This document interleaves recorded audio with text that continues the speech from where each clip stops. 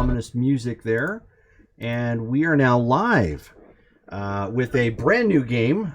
If you are fans of the other previous programming that we have on our channel, you will know that I am in a completely different seat for this go-around.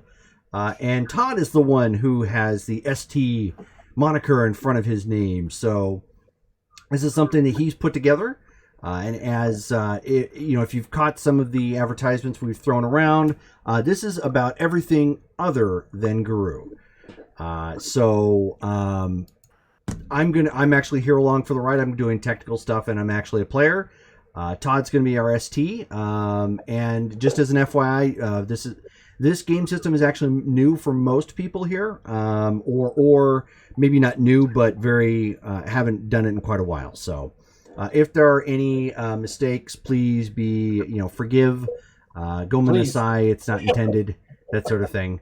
But yes, we are definitely using the Werewolf 20th edition rules and the Changing Breed book, which produced all kinds of massively great stuff. So with that being said, Todd, why don't you go ahead and take it away? You are our ST. Okay, well, welcome everybody. I am excited about tonight. Apprehensive but excited. I've got a great crew here. After reading backgrounds and looking at story sheets and everything and character sheets, I think it's gonna go well. Everybody's kind of a little bit hesitant because it's our first time coming together playing a game like this, but I think it'll go good. So maybe Jerome, what I think everybody should do is just maybe introduce like your real name and what character you're playing. You don't have to say anything else. I mean, if you just want to say your human nature, you don't have to say what your were creature is, So like let's start in the top with on my screen anyway. Looking at Brittany up there. So we'll just go from there. Sure. So just tell them your real name and what character you're playing, but just your human character name. My name's Brittany, and my character is named Yeva Karakanian. Okay. Bless you. Yeah, try saying that 3 times fast. No, thank you. So I guess if we're going along those lines, I'm next? Yep. Okay. So my name is Jerome. I'm usually an ST here on this particular channel. I run the other games that are here. Today, for this game, I am playing Katamarus. He is a sort of a fish out of water, not quite literally, but figuratively. Okay. Stacy, why don't you go next? My name is Stacy in real life, and my character is Zhenxi Wen. I'll go by Jen, though, instead of having everybody trying to pronounce that. All right. Missy or Rachel, who do you want to go next? I'll go. My character's name is Kagami Imeda. My name is Rachel, and good luck. May the odds ever be in your favor. With that, I'm Missy, and I'm playing Montana Divine. Nice. All right, our characters are spread out throughout the world, everywhere from North America to China and Japan. They're all over the place. So the hardest part about the first day is getting the group together. So generally speaking, you all are in tune with Gaia on your different levels of where you are. And I know your background and you know your background. So what I'll say to you is that this past week, your character has been sleeping uneasily. You've been having some dreams that are confusing to you. It's if you have a background that deals with occult or a background that deals with specifically supernatural, you would know that there's more to this dream than just an upset stomach. So if you don't have those backgrounds, it's just weird dreams for you. Okay. And this has been going on now for several nights. Rachel, I'm gonna start with you. Your character, you're more tied with as far as dreaming goes, and as far as um, with a spirit walking dream. Like what would happen to you at this point is you're gonna have like a waking dream, and the dream is in your dream there's a shadowy figure that's coming to you, and the figure that's coming to you is human, but almost canine, but not a werewolf, but almost canine in nature. So it's and you've heard stories of this before, but you've never encountered this before. Nice, Jerome. So you would wake up the next morning, uneasy about your dream, not knowing what it meant. What would you do as a character? Would you like seek out like family member to try to explain your dream to you, or what would you do? Well, I think I would want to see if I perhaps recognize the figure. You said that it was canine in nature. Right. Would this what would I roll for that? Enigmas? Cult? I'll give you perception and enigma. Perception, which is 2 plus enigmas, which is 4, so 7. Sorry, I'm gonna use a dice roller on my phone to get my dice out. Bear with me just a moment. Okay. I was unprepared.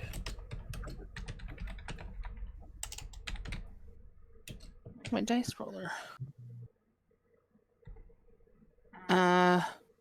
Oh, there it is. Sorry, I rearranged stuff on my phone and I can't find it. 2, 3, 4, 5, 6, 7. 1, 2, 3, 4, 5. I can re-roll my 10s. So I'm gonna. Yes, you can. 5, and I rolled 2 10s. Nice. So 6 total. Okay. It's a coyote. That's you. You notice it's not werewolf. It's not, and it's definitely a coyote that you see. And you're familiar with foxes, but you know in your culture you may have never even seen a coyote, but because of stories and because of your background, you recognize that this is a half coyote creature that's coming towards you in your dream. That came towards you in your dream, I should say. Do coyotes represent anything lore-wise that I might be able to decipher from the dream? The fact that he's in the dream in the first place? You know that coyotes, because I'll give you with the numbers of successes you have. You know that normally they're tricksters, but they also have they're wise as well. And this is not. This really isn't part of your culture. So this is something from another land that's coming towards you. Okay. Are there any like particular markings that I can make out on the coyote? Is there any symbols or scars or anything that's identifiable other than that it's just a coyote individual or a coyote breed? Yeah, there's no tattooing on him, but he does have a scar that goes from right here, that goes just below, just on the edge of his corner of his mouth, that goes right here. He also, in the form, you see scars on his back, and there's scars on his front. So he has seen battle. Okay. And body. Okay. Excuse me while I whip. So am I still in the dream at this point, or no, you're waking up and it's starting to go away from you. That's a waking dream kind of thing. So like, you definitely you see those things, and then it's bringing forward towards you.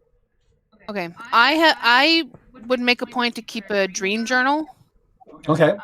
So because of the fact that of what I know and kind of like the whole, whatever spiritual guidance that I have. Okay. So I'm gonna basically immediately write down everything that I saw and basically sketch out a figure of the wolf or the coyote that I see. Then I don't know what this means, so I'm going to. I don't think I have a mentor that I could call. you don't have a mentor. Are you, as far as Beast Court, do you know anyone in the Beast Court, or you just have a lot of knowledge as far as Enigma goes and occult goes? I mean, do you know anybody specifically like that, or you just have? Not that I can see here. I don't have a specific contact, which is why I'm like, I don't think I have a background in that. Okay. Tell me about your character. What does she do, like, on a normal basis? Like, what's her job, or what does she do, just for fun? She's an anime geek. Okay.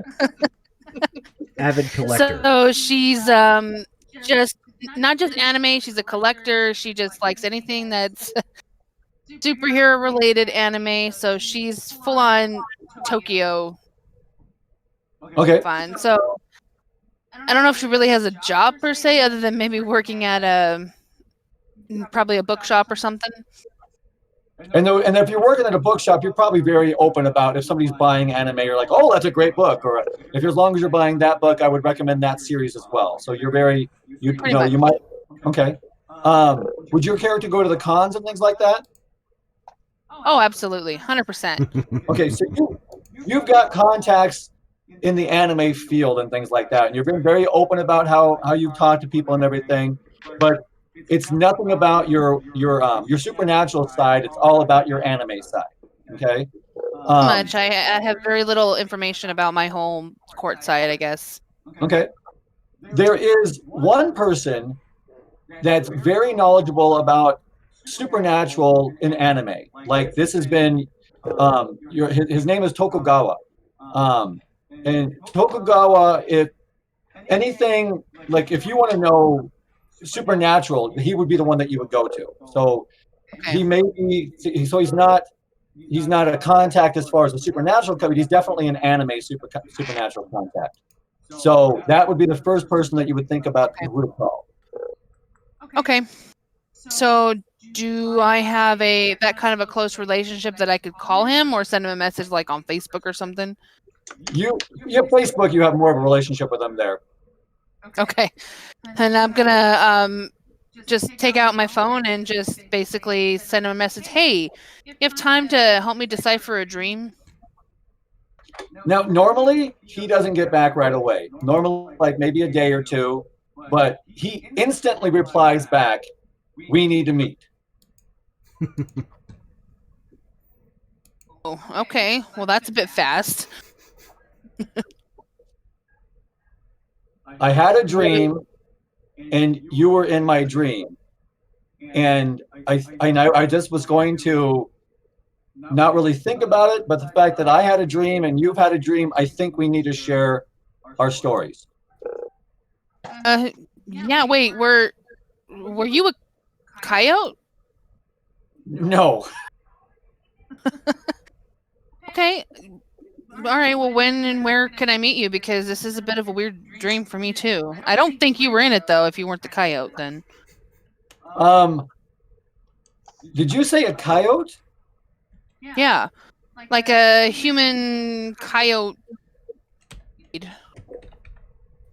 Did he have a scar on his face? Yeah, and on his back too. Like he'd seen a few bit of fights in his lifetime. I don't know about his back. I don't have that relationship with him, but What are you trying to say? Like I do? We need to meet, and I think you need to meet my friend as well. Let's.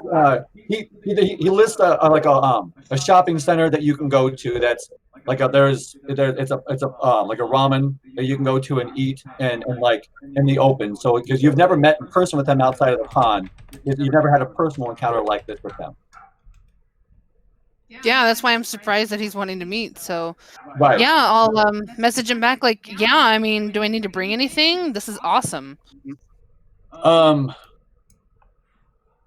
don't want to freak you out, but maybe if you would be willing to travel. Wait, what? For what? Well, let's just you could pack a bag and leave it at home, but we need to talk. Okay. All right. So I'm Let's gonna leave. book first, and then we'll talk about traveling because that's Right. going a bit fast for me. No, I understand. I understand. So I'm gonna leave you there, Rachel, and I'm gonna go over here to Stacy. Okay. Stacy. So with your character, you have been at your dojo working out. You've been all kinds of things. Your travel plans recently are you're supposed to go to America soon, because you just recently turned 18. Because of your past, the encounter that you had in the past has now caught up with you, and it's your family has decided it's you need to move to America, and you're supposed to fly to Chinatown in San Francisco. That's the plan that you know of at this point. Okay.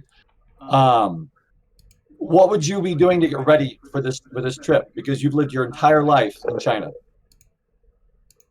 I'm probably going to like see my relatives in China to, say goodbye to them before I go. I'm going to start packing my gear, asking my father and uncle for some advice as to what I should bring with me.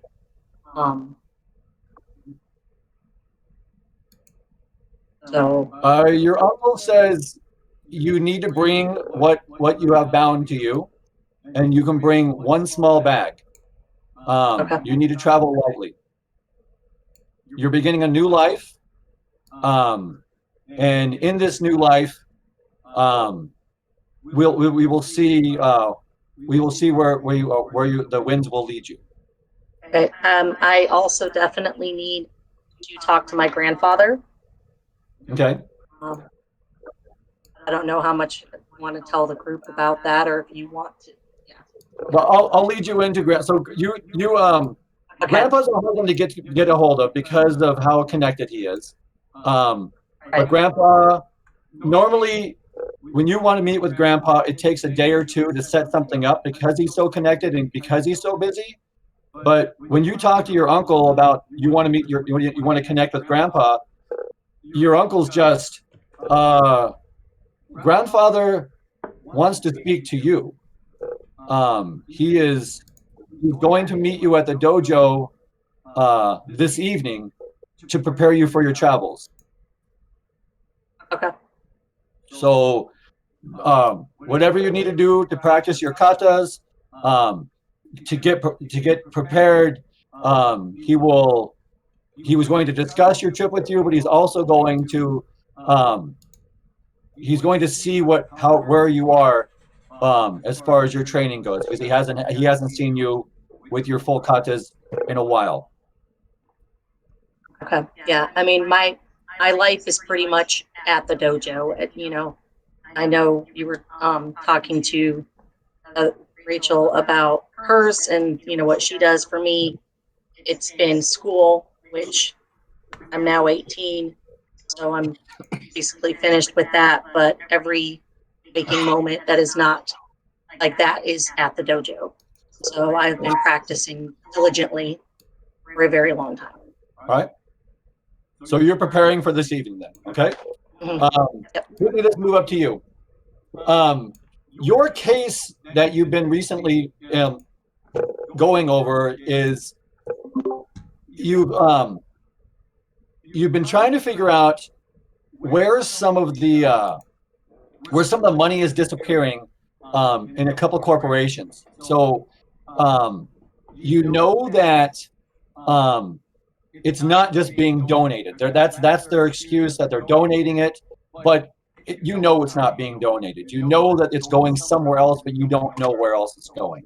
The companies that you're researching on the top, it's like General Mills. It seems it's just everywhere, but you know there's something more about it, and you're discovering that the more you ask about it, the more people get sketchy about their answers. So like they've got their pat answers at first. Oh, we're donating to the foundation to help the kids, and so like when you start tracking that down, it's becoming more and more suspicious for you.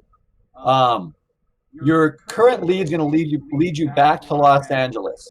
So you were going out towards the east, towards at the Midwest towards the east, but this is going to lead you back towards home, basically, back towards Los Angeles. So, what are you doing to prepare for that trip?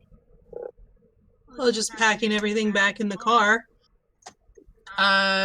Running down some, well, so I'll let my cousin do most of the driving while I figure out some of these leads, make a plan for the kind of the kind of places that I'm gonna start poking around. Okay. I want you to roll. You have investigation, right? I'm not looking at your. Oh yes. Okay. So look, I want you to do intelligence and investigation, please.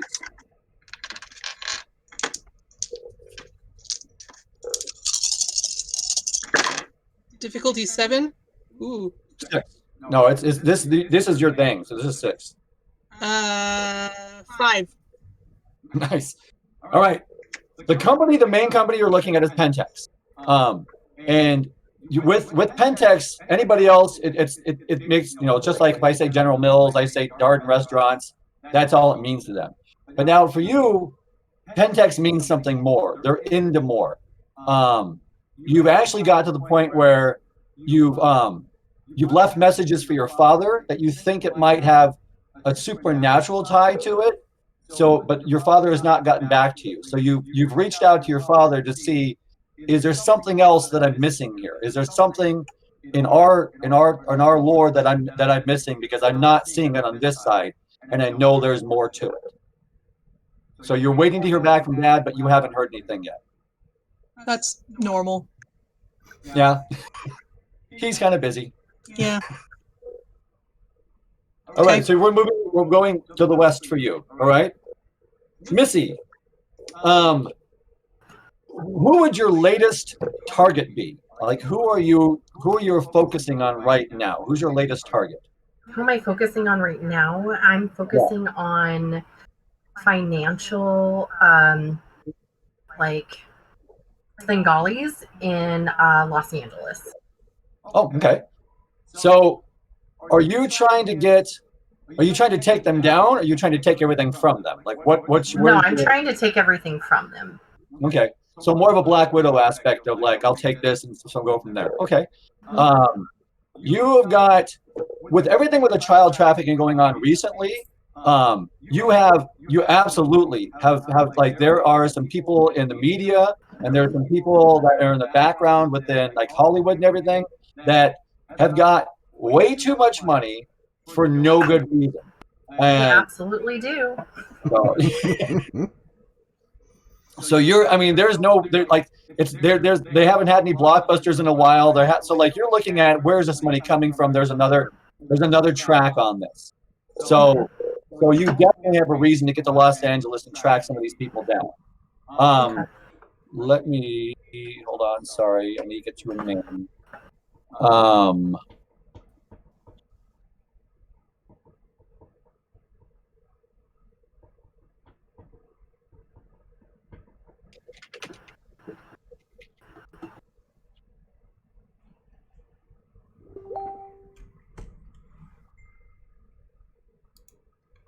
So the name you're looking at is James Lancaster.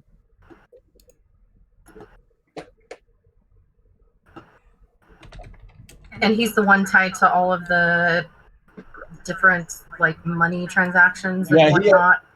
So he's not a producer. He's like, most people don't know his name, but by following the money trail, you've discovered James Lancaster. His nickname is Jim Boy or Jimmy. Okay. So people that know him will call him Jim Boy or Jimmy, but it's James Lancaster. So that's the man that you're tracking down right now. Okay. All right, Jerome. Yes. You have recently, after all the stories that you've heard of everything going on in the modern age, you are now walking amongst the modern age. You have seen a TV for the first time, and you're like, part of you wants to binge watch because you're like, you've heard about all these shows and things like this, but there's another part of you that just knows that's just not important right now. Yeah, super distraction. Right. So, I mean, your willpower is good enough that you're just like, this is I'm beyond this. I don't need to do this. But there's a lot of where you're at in your area. The kinfolk that are around you, they are trying to explain more to you of the area that you're in. Okay. And where exactly am I at right now? You are in Minnesota. Minnesota. Minnesota. Okay, don't you know? And which is actually kind of hard for you because it's an accent it's a little different for you. Oh yeah. You know, so like with the English that you've learned is not this accent, not this dialect. So it's a little different. You have to ask them exactly what does that mean every now and then. And they're what's even more fun is that they have a Minnesota accent, but a lot of them, their first language is German. So you've got this Minnesota German twang to a lot of the stuff that's going on. Which has been Romanized on top of it. So it's like I'm just kind of, a dog who's heard an awkward sound just out of the pitch, just like, eh. Like most of the time, like, can you run that by me again and spell it? You're doing a lot of that when they talk to you about whatever's going on. They have explained to you that the litany has brought us to this point, and you are going to have guests coming to you soon. But we don't know what soon is. We know that soon is probably within the next 28 days. It's a new moon now, so it's probably going to be before the next new moon that the guests will be coming. And I take it this is one of the kinfolk I'm speaking to then? Yeah. Okay. Then who or what is this guru that we are expecting? No, not guru. We think it's anything else but.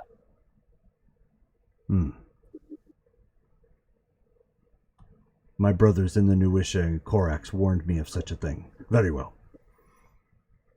All right. So just you mentioned Nuisha and Korax. Whatever you can do to research other forms of the Fera, other forms of the lycanthropes, whatever you can find out about them will help better prepare you for meeting these others. I don't suppose this was written on tablets, or you call them books now. There are some books, but I mean every tribe is pretty close to what they have, and a lot of what you're going to find in I do not care about the guru. nor do we. They're kind of a fighting clans, but most of what you're going to find is not accurate. So just being prepared and informing yourself as much as you can. So I am to watch this Unsolved Mysteries for answers? No, you can. We'll see if we can get somebody here that knows more of the supernatural aspect of this. There's not a whole lot we can do. We're just relaying messages that we've been given at this point. Then I will go chop wood. Oh, well, there you go. All right. He's got to take out his anger on something at this point. Not a whole lot of stuff is making sense. Information overload. So that's going to bring us back to Rachel. So Rachel, you arrive at the ramen place. I think it's Tokugawa, right?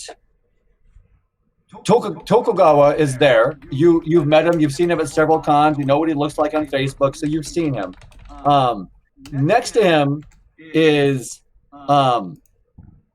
so Tokugawa is about 43 years old. He's a very healthy Japanese man, and he is very big on anime.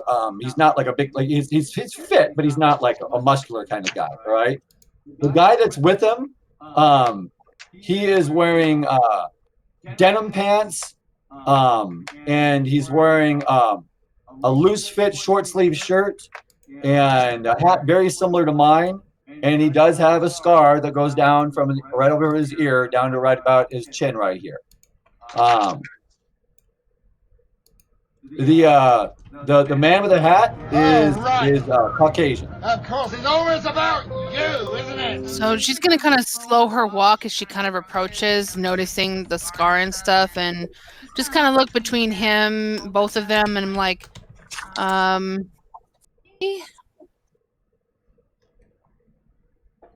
They both stand up, and they're like, they were talking in English the whole time, and when they stand up and they look at you, Tokugawa says, my friend does not speak Japanese. He's saying this in Japanese. My friend does not speak Japanese. I ask that we, out of deference to him, that we speak in English for him here. okay, she'll respond in Japanese. That's fine. I can switch to English. So when they stand up, Tokugawa bows to you, and the other man is sticking out his hand like he's going to shake your hand. So this is not part of your culture at all. How do you respond to somebody trying to shake your hand? I just kind of stare at him like, is your hand okay? He looks to the other guy, and he looks at Tokugawa, and Tokugawa says, he looks back to you, he says, it's an American custom to shake hands. Oh, so she kind of juts her hand out and kind of imitates him.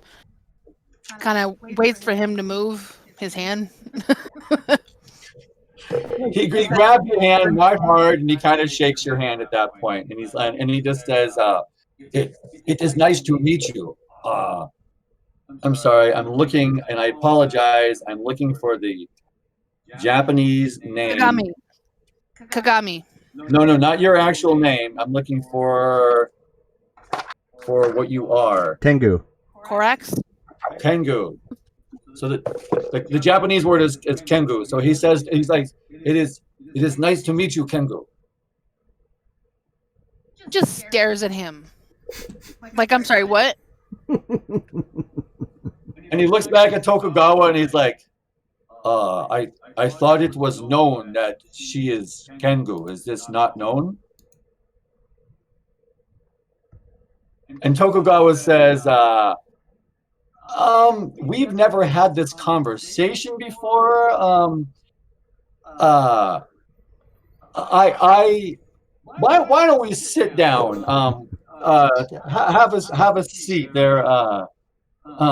If you don't mind, Kagami. He's kind of stuttering at this point. So she'll sit down, but she has her satchel, that's got all these pins and anime patches on it and stuff, in her lap, ready to dart in any moment. You're the coyote in my dream. Yes, I am Nuishi. I am Busukosho. But Rachel did not hear that, so could you repeat that? It's Basukosh. Basuckosh. Basukosh. Okay. Your name or what you are? I am Luigi. My name is Basukosh. Oh, Luigi. No, Nuishi. Oh, okay. Nuisha. As you are Were Crow, I am Were Coyote. And he's just openly speaking, just like this is just. Yeah, I noticed that. So, what is this about? I dreamt about you. You have the same scar and everything. What's going on? I came to you in your dream to tell you it is time to move. It is time to.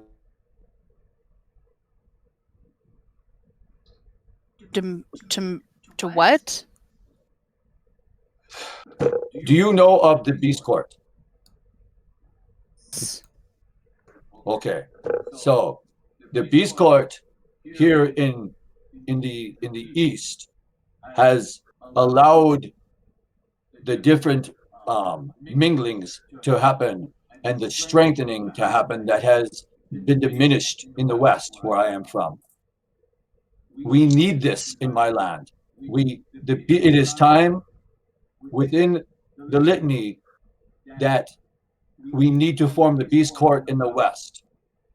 There have been movings in Africa, and it has moved to us now.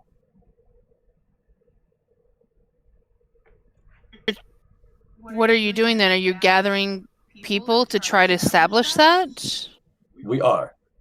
We have the Koraks within America need leadership.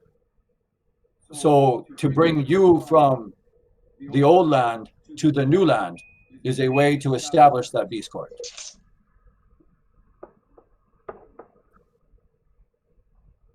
Just kind of sits back for a moment and is like,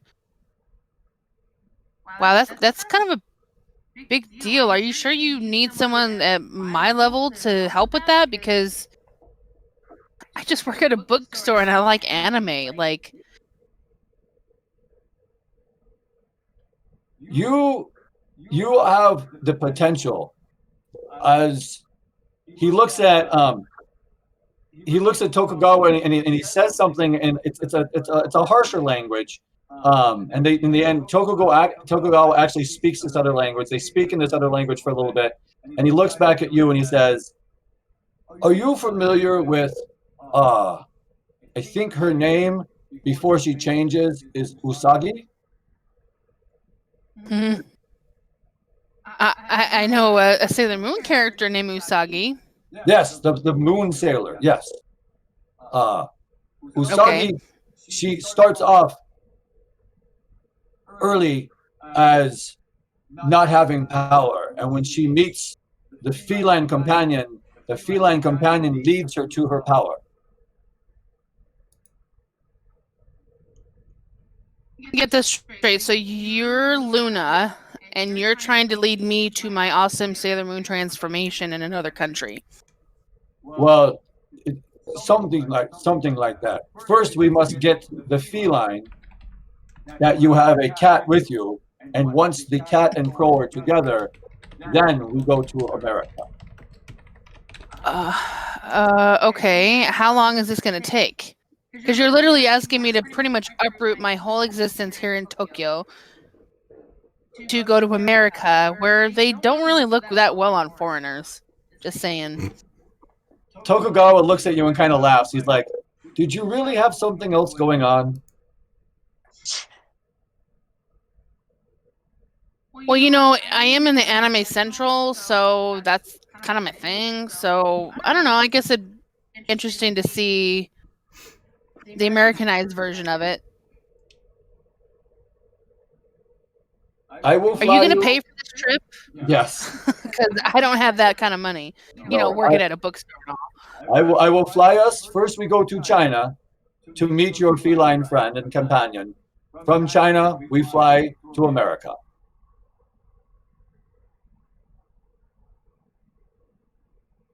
Oh, you're asking a lot just for someone that I don't know. So now I want you to roll wits and wits and occult.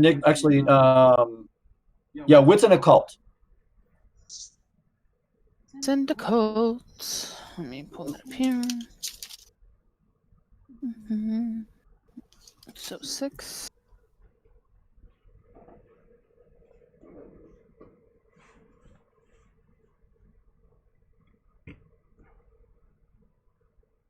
One, 2, 3, and I have a 10, so I'm going to reroll that. So just 3. All right. Everything you know about shifter lore and everything that you know about comings of like the new Beast Court having to be formed, there have been rumors about this, and you've read about this. It all rings true. Everything that he's saying it rings true to what you know.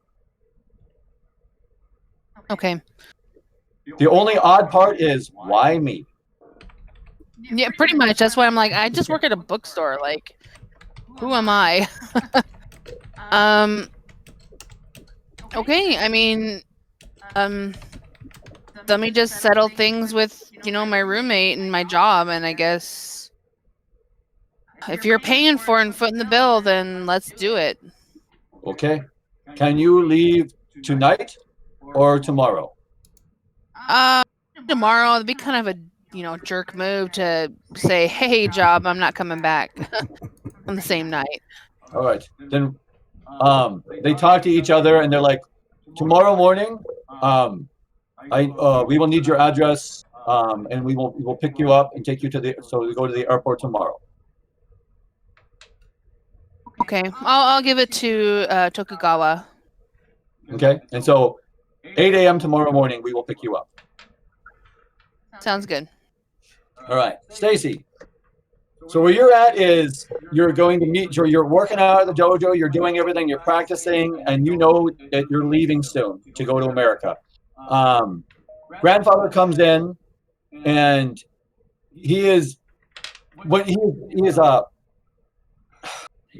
very ordered, very of formality and ritual. So when you see him, it's normally you see each other, you bow, you do the proper greeting and everything. But this time, he walks in and he sees you. So when he sees you, you make eye contact with him. But everything about his body is tense. Like he's never looked this tense before. Okay. I'm still going to look at him and like start to bow like I normally would. Okay.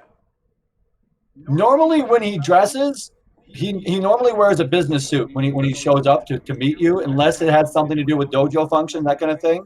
But he's wearing a gi when he shows up this time, which is I don't think you've ever seen him wearing a gi before. So he's wearing a gi. You bow, and then he gets in just combat stance. Okay. I'm confused at this point. I do know that when you bow, and it's not a challenge, so I've got my feet in the appropriate position, that I was not challenging him, so I'm still pretty confused. So I'm just going to ask him, like, what's going on? I'm guarded, but I'm like genuinely asking, like, what is happening? So he just says, completely shocking you, you will fight me now to the best of your ability, or you will die. Okay. So I get in my stance and I'm ready to go. So he's standing there. He's like, and he just says, you attack me, your best move. I have my weapon is always like with me as like a part of me. So I approach him with the blade of my one, I didn't even say anything, one down. So you're coming down, where are you trying to strike him? Are you trying to strike him neck, a body, like what? Like head, neck, like this way. Give me dexterity and melee. Okay, so you never really explained the whole rolling thing for this. So how many dots do you have in dexterity? For melee, I have 4. So 4 for melee, and how many for dexterity? What did we say dexterity is on the sheet that I gave you? I don't have one that specifically says that. Pardon me? You need me to pull it up? It didn't print out. You need me to pull it up? Because I don't know that I have one that's specifically dexterity. Dexterity is on the top left under attributes. Oh, there it is. Okay, 3 in dexterity. I was looking under abilities instead of attributes. Okay. So I have 4 and 3.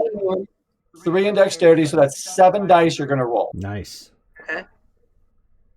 So you're going to tell me when you roll your 7 dice, I want to know how many you have of 6 or over, and then do you get any 1s? Okay.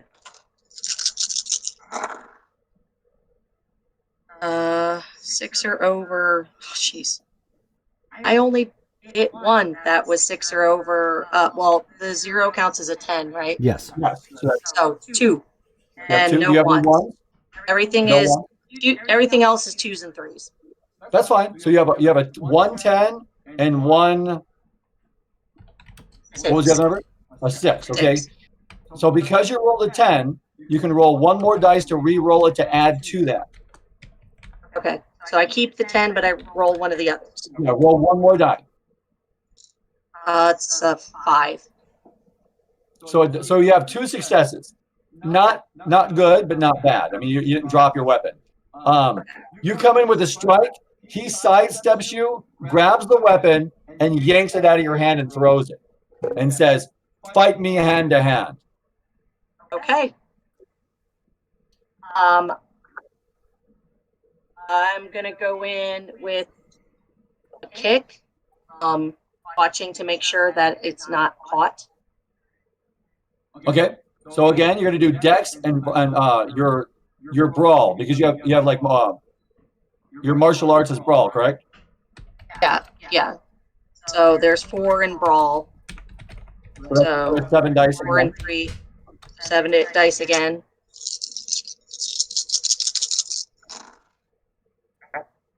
And 1 on the floor. This is a harder hit. Now it's difficulty 7 to hit him in hand-to-hand combat. Okay. I again only made 2 of them. I have a 10 and a 9, so re-rolling one of them. Yep. 7. So Okay. what was the difficulty again? 7. So you have 3 successes. 7. So I have three successes. Yep. You actually managed to hit him. You kick him, but when you kick him, he takes it and he rolls with it, and he pulls you. I'm gonna fast role play this just so that we don't keep on rolling the dice at this point. Yeah. You're good. You keep getting in there. You're getting some good hits, but you're never making solid enough contact to actually do any damage to him. He moves out of the way. He'll catch it. He'll deflect it. I mean, he's amazingly quick for his size and his age. And you've never fought him before.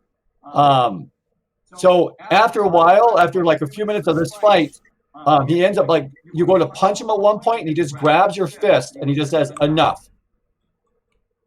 And so when he says enough, he's holding your fist, he lets it go. What do you do? I stop. As he was the one who challenged, and I go to do the appropriate bow for completion of the match that we're done, respect. And so he bows back to you, eye contact the whole time. When he stands up, he says, "You will represent our family and our dojo well when you go to America." Thank you, Grandfather. You will be meeting others soon. Your trip to America is postponed for 2 days. When you meet the others, they will join you, and this journey now changes. So prepare yourself. Do as you wish. So he just bows to you and he says, "We will talk more within the next 2 days. I will be staying within your household." Okay, and so I've accepted what he says. I am leery after what has just happened about asking him more right now about who I am going to be meeting. I will save that for at home outside of the dojo. There you go. All right. I'm a little freaked out right now. What just my happened? grandfather just fought me and he's really good. All right, Brittany, we're off to you. So you're traveling west. You've been making good time. Your cousin's doing most of the traveling. You've been doing research. You're doing it, but you've got yourself a mobile Wi-Fi, so you're good enough to continue doing research. And Dad actually reaches out to you at one point. You get an email from your father that says, "We need to talk. You need to call me on a secure phone." I think they call them burner phones. Call me at this number. Okay. Then the next place we stop, we'll buy a burner phone and I probably get a hotel and Okay. just for the privacy and give him a call back. Your cousin, he's just kind of done traveling and everything at this point. So he's like, I'm going out. I'm just gonna get some drinks, do your own thing. Are we leaving in the morning? Or are we staying here more than one night? I'll let you know. All right. So I won't tie one on too hard then. Yeah. Good idea. So your cousin takes off, and you're in your hotel by yourself. Okay. I'm gonna make the phone call. About what time? It's evening here, right? Yeah. Okay. So because of time difference, you're waking him up. So when he wakes up, he's like, "Hello." Hey, Dad. Sorry about the time. No, it's all right. Give me 1 moment. And you can hear in the background, like fumbling in the background, something breaks. And then you can hear like water being turned on, and then he comes back to the phone. He's like, all right, I'm sorry. I'm awake. What the hell are you doing? Just doing my job. Pentex? Do you know them? Oh yeah. What are you doing around Pentex? Do you want to die? Obviously not. But What did you what die? what am I getting into? Remember everything we talked about with the worm Yeah. and worm taint? Yeah. Pentext is a worm tainted company. They Black Spiral Dancers, Fomori, just what the hell are you doing? What did you find out? So you're saying this is important work and I should keep going? Well, I guess cautiously, but like, okay, what do you know? What have you found out? Really not a whole lot. I'm just following some leads about following the money trail. They keep saying that this stuff is going to these charities, but when I call the charity people and look into it, they don't know what I'm talking about. So I just, the usual. Okay, you have got to be more careful than you ever have been before. This group makes people disappear. Oh. This group will make your friends disappear and your family disappear. I'm not afraid for myself. I'm more afraid for your mother, because what happens, they take people and they capture and they torture to make you stop doing things. You've got to be careful. So what do I do? Do I keep going? Yes, you can keep going. It's a worldwide organization. They've got their talents in everything. And if you could find more out, and I'm fighting Pentex here. It's whatever you can find out, but you've got to be careful. Whatever back doors you need to use, I don't even know how you investigate, but however you can hide what you're doing so they don't find you, just be extra careful. Okay. Oh, okay. So it sounds like this is maybe a bigger bite than I expected. Maybe I need to get a little more specific. It sounds like this is one of those, death by a million paper cuts kind of takedowns. Yeah, that could, yeah, I like that. It's kind of like the fire ants swarming over the body in the desert. One fire ant hurts, but an entire colony can kill. Okay. Well. All right, I'll be careful. Anything else you need to know? I will research on my end. I'll have my people start researching to find out to make sure that you're okay. Call me tomorrow. Call me like in 12 hours of this time if you could. But like call me in 36 hours. That'll give you a day plus some time for me to do some reach. So if you can call me in 36 hours, I would appreciate that. Okay. Destroy this phone. Okay, so get a new burner and call from that? Yes. Destroy this phone. I will contact you with a new phone number to call me on. Okay. Thanks, Dad. Love you. Take care of yourself. You too. Right. He hangs up the phone. Okay. Well.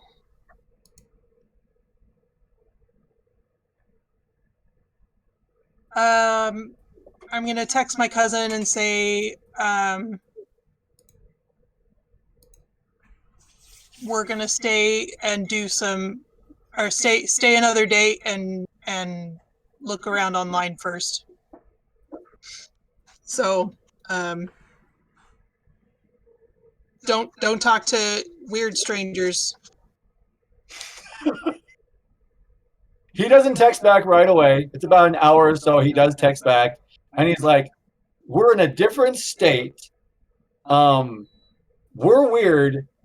That's kind of all I talk to is weird strangers."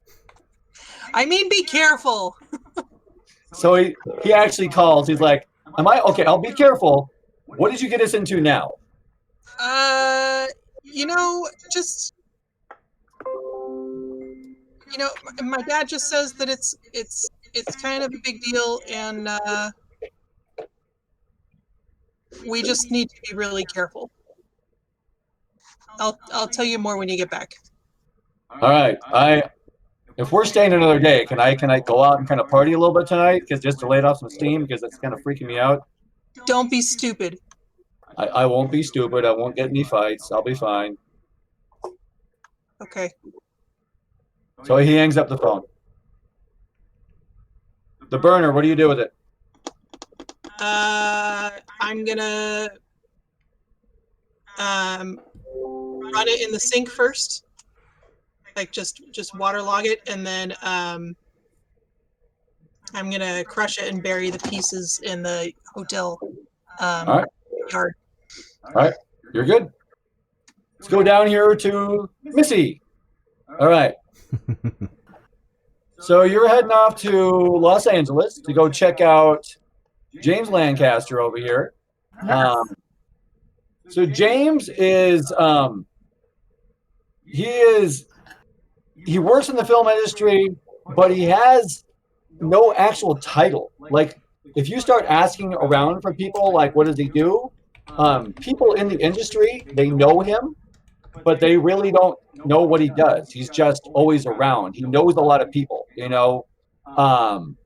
He's the person you want to talk to for odd things. Nobody really wants to be specific about it.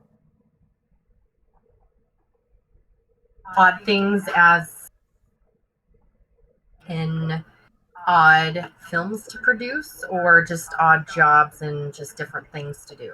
He's just got weird connections. Like he's like not porn or anything like that. He's just got weird connections on what, you know, and nobody really like, it's not drugs. It's not, but he's into something.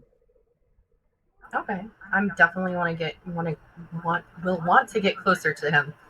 And people pay him to be with him. He makes a lot of money. A lot of people know him. And some people don't know what he does. They're like, they like him because they once, you know, they like, he worked on a Spielberg film and somehow he knew Spielberg, and he worked on a James Cameron movie and knew James Cameron. But like, you know, some of these people don't really know who he is, but they know he's around, you know, like he's been seen with Tom Hanks and he's been seen with Ryan Reynolds. So like, it's weird the connections that he has, you know. He's been, if you track it down, he's been like like over the past couple of years, he's been on like almost every major motion picture in some way. Mhm. So he's got lots of money.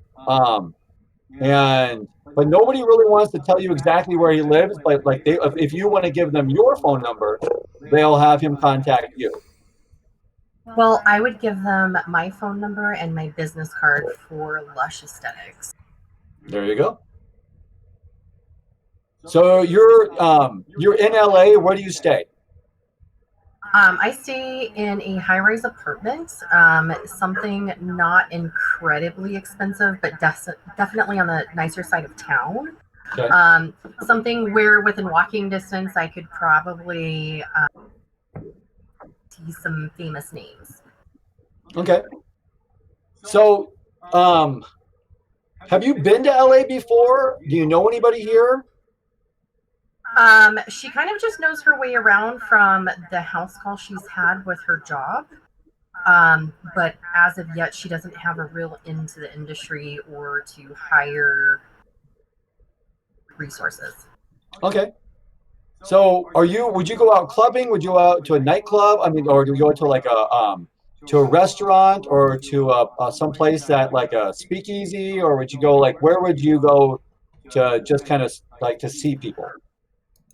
To see people, she would typically go to either a restaurant or she would get herself on the invite to a like an industry party where she can better market her talents and her house calls. So that would typically be what she do, like maybe not necessarily general clubbing and nightlife, but something where she would be able to go up to a bouncer and there's a special event and there's big names there and they would let her in because she's pretty. Okay, so when you check into your hotel, the high rise, you actually like talk to the concierge about some places to go and check out. And so like he gives you the name of a couple clubs to go to. So you go to one of the places and yeah, the bouncer that's there, he's dressed in a nice suit when you go up. I mean, he's ripped, but he's dressed in a nice suit. You know, it's tailor made for him. So you know that it took money to make that suit. It's not like a off the rack kind of thing. So there's definitely money at this club the concierge sent you to.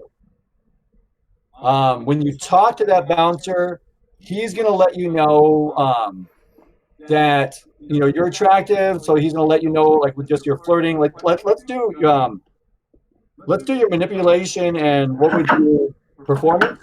Performance? Okay, hang on. Let me look at my sheet. Enhancements. Enhancements. You said manipulation and performance? Right. Now, is this bouncer heterosexual? Yes. Okay. Oh, so you can use your merit there if you want to. Yeah, I would like to use my merit with that. Yeah. All right. Let me go ahead and roll that. So how does the merit work? Is that a difficulty of 4 then? I think. All right. Okay. Jerome, you're gonna have to help me out here. The merit of sex appeal. She's gonna use sex appeal for a merit. Okay. Would it lower the difficulty to 4, or how does that work? Let me look it up real fast. You're probably right.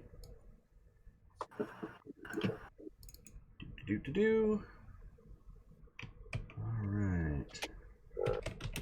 Sex appeal.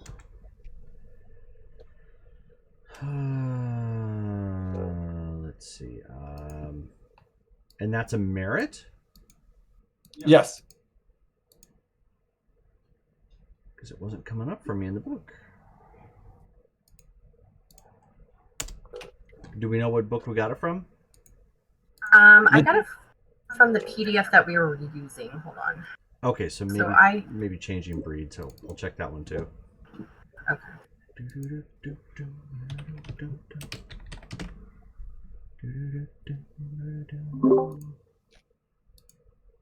Oops. Sorry, guys. There we go.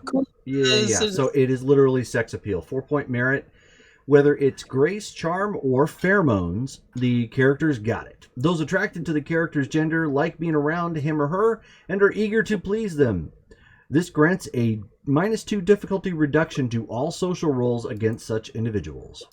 Yep. So it was a 6, so now it's a 4. Now There it's you go. Alrighty, Mr. Bouncer. I have 4 successes.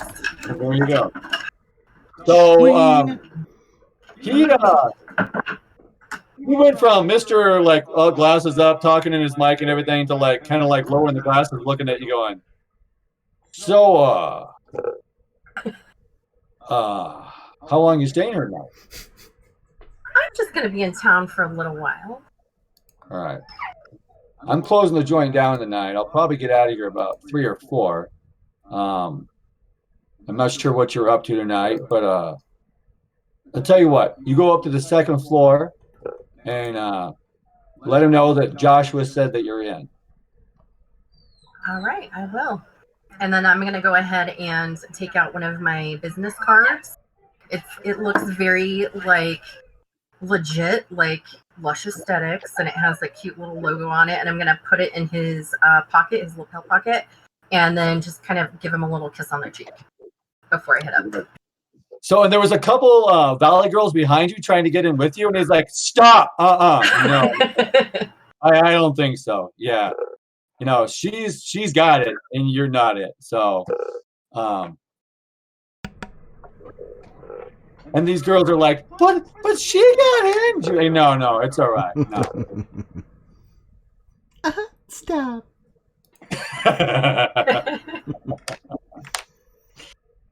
So you go walking in the bar. It's a nice restaurant, but there is a 2nd floor up there, and it's got there's a velvet rope. You actually, when you walk up to the velvet rope, there is a bar. There's a bouncer right there.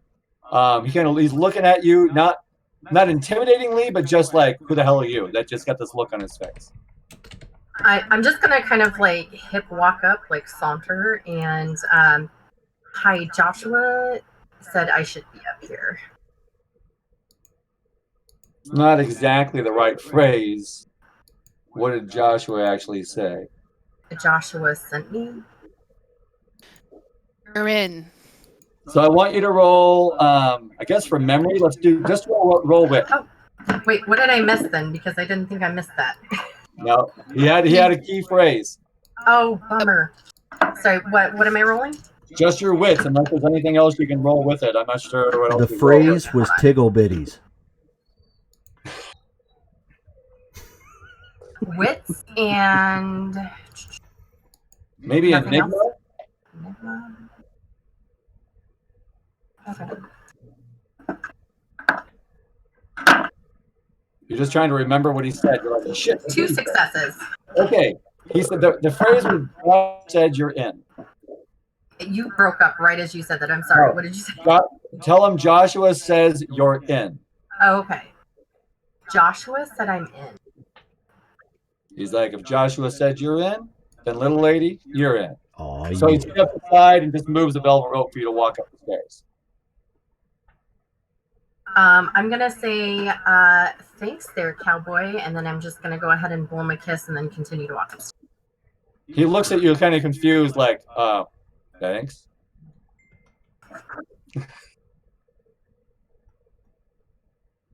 So you walk up the stairs, and this is more of an elite crowd upstairs. We'll come back to you on this one, okay? All right, Jerome, that brings us to you. Yes. You've been chopping wood. Hell yeah. You actually get a visit from he kind of, I don't know the polite way of saying it. He looks like a granola eater. I mean, he's got he's wearing his Birkenstocks, his oversized pants that look like they're hand woven. He's a product of this time, not mine. Yes, yeah. You've never seen a guy like this before. His shirt looks like it was hand knitted, and he's got dreads. And it's a Caucasian guy, and he's super skinny. So you're out chopping your wood, and he walks up to you. He's like, "Hey, man, just kind of chill with that axe for a little bit, okay? I wish to remain productive. What is wrong with your hair? You don't like it, man? It's taken me a while to make it like this. Just gotta twist it. It's dirty. And Well, it's more than unkempt. dirty. It's growing. It's of the earth, man. Like Gaia hair, man. I am fairly certain Gaia does not approve. Fairly certain Gaia does, man. So Why are you here? I'm just looking down at him at this point, like thoroughly unimpressed and also partly confused. His eyes are very red, by the way. Which means nothing to me. Right, and he smells. He does smell. He's got some very interesting smells. He has some interesting earthy smells. Yes, Okay. interesting earthy smells. Something was burning around him at some point. So he's like, okay, yeah, I'm not real into the act thing. I'm just saying, you can lean on it if you want. I just don't want it swinging. I don't want to lose an arm or something, man. So stand away. But we're supposed to talk. I was told to come talk to you. So I'm going to purposely drive the axe as hard as I can into the remainder of the stump. Just okay. He's visibly shaken. He jumps back and he like almost falls back when he's like, whoa, man, whoa, all right, okay, you're aggressive, man. That's okay. You stink. Sorry. That's you don't, I guess. So thank you. Sure, no problem. They call me Sean. What's your name, big guy? They call you Sean. Yeah. My name is Katamaros. What is it? Katamaros. Katamaro. What? Cat and mouse? That's a Shall I weird one. lift the axe? No, don't lift the axe, man. No. Katamarmus. You got it. Or please don't hit me. Can I call you something easier than that? Just a hard thing to say. Can I Go call with you Maros. Marus. I can do that. Maros, not a moose. No, Marus, right? Maros. I do not have antlers. Oh, I got it. Maros. Okay. Maros. All right. So Maros. Maros, like Rose the boat. Johnny Rose. Are you sure your people defeated the Romans? My people didn't defeat anybody, man. Clearly. Okay. So I'm supposed to talk to you about, like, have you been having visions and stuff? Because I'm supposed to, like, help you interpret dreams. I'm here because of that. Okay. I know my purpose. All right. Okay. He looks around like he's all clandestine now, and he's like looking left, and there's nobody around, but he's just like. I'm still got a bewildered look at this point. His mannerisms are throwing me off. Okay, man. I am a Korax, okay? I know stuff. Really? I'm not going to change form or anything, but I know stuff, man. Very well. Yeah. You could have led with that. I don't normally lead with that stuff, man. I just want to say hi and stuff first. So here's the deal. They're supposed to have some kind of powwow here, of other creatures, like what is a powwow? Sit down, you know. You mean a moot? Yeah, I don't like that word, moot. But yeah, moot. I think that's the right word, moot. It would be the appropriate vernacular of the region from what I understand. I do not know what a powwow is. Did you get this from this television? Yeah, I like TV, man. Have you seen Walking Dead? That's a great show. Continue. Zombies and shit, man. I got a friend that acts like a zombie when he gets too high, but it's fun, man. What was I talking about? Oh, powwow, moot. You said moot. Okay, so here's the thing. They've got some people coming from different places, and they're supposed to come here. So others have shared this dream. They have shared this vision. Yeah. There is Good. some Nuishi guy has been like traveling around and stuff, and he's supposed to, like, if I understand right, he's supposed to be forming some kind of like Canthrope Avengers team. Avengers Assemble and stuff, man. And What? So I think he went after the Black Cat, and I think he's supposed to go get the Falcon, and then I'm just going to place my finger promptly on his lips. What are you doing, man? What is a Black Cat? What are the Avengers? They're a really cool group, you know. The Black Cat, he comes from this country, it's like, I don't know, it's like Wakamba, and they do this kind of stuff, and he's really strong. And then I'm sorry I asked. Please continue. Okay, so they're getting the Avengers together, man, and you're supposed to be on the Avengers Assemble team. I think you're supposed to be the Hulk. I'm not sure. The Hulk. He's strong and stuff, man. But they're going to get them together, and so I'm just supposed to tell you. Hey, do you know somebody that can like get in the Umbra and do a moon bridge? Do you know that stuff? Or do I need to get the guy that knows the guy that does that stuff? I do not know that, but I can open a cairn should that be needed. Yeah, that can help. So if you open the cairn, and then we can get the moon bridge to where we're supposed to go. We have to find one first. Is this one of the things that you know? Yeah, I know where the cairn's at, man. Well. Yeah, I got the cairn. You open the door, and we get the other guy for the moon bridge, so we can go over there, and the worm can't find us jumping to the moon bridge because they can track us other ways and stuff because they're good at that thing. So, okay, so you're going to open the door to the Umbra, and they get the other guy with the moon bridge thing. No, I open a cairn. Do you understand the concept of a cairn? I do. I get it. I understand the concept of Karen, man. But I know, like Karen usually asks for the manager and everything. So I really don't like Karen that much. What? We're going to operate off a new rule. Okay. This should keep things simple. I When you like start to simple. lose me, I will sharpen my axe to give you a haircut. Oh no! Don't cut the hair, man. It's been like this for a while. Okay. So then let us slow down.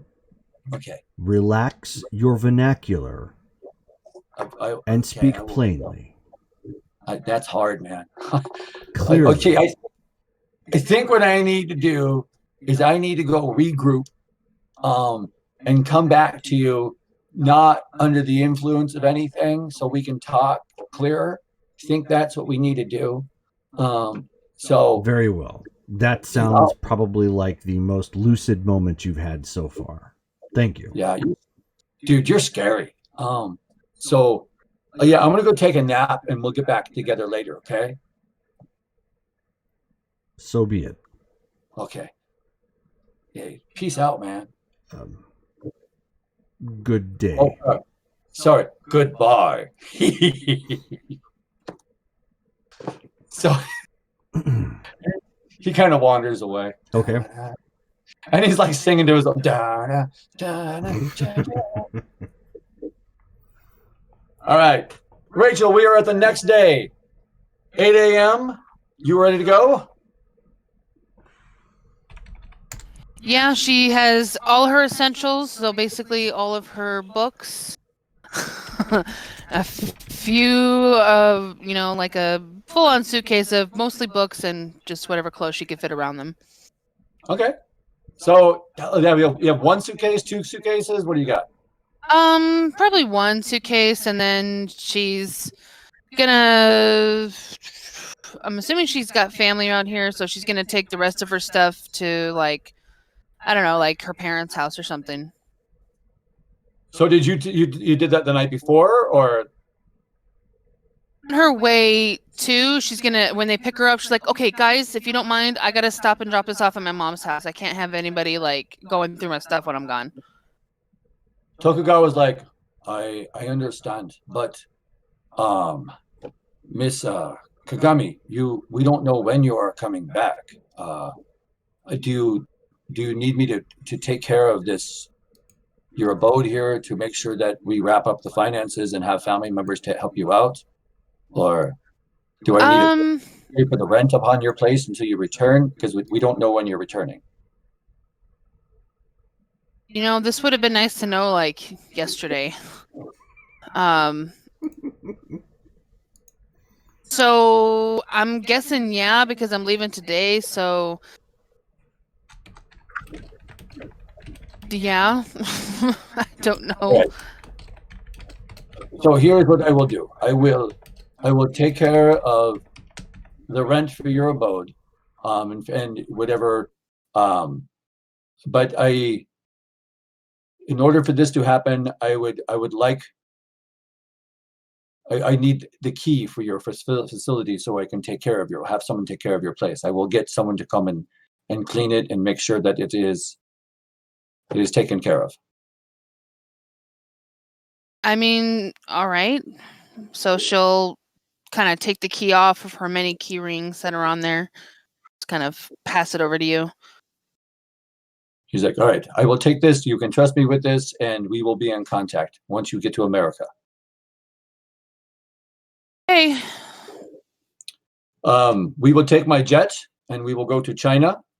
It is not a long trip. We are going to meet your new friend.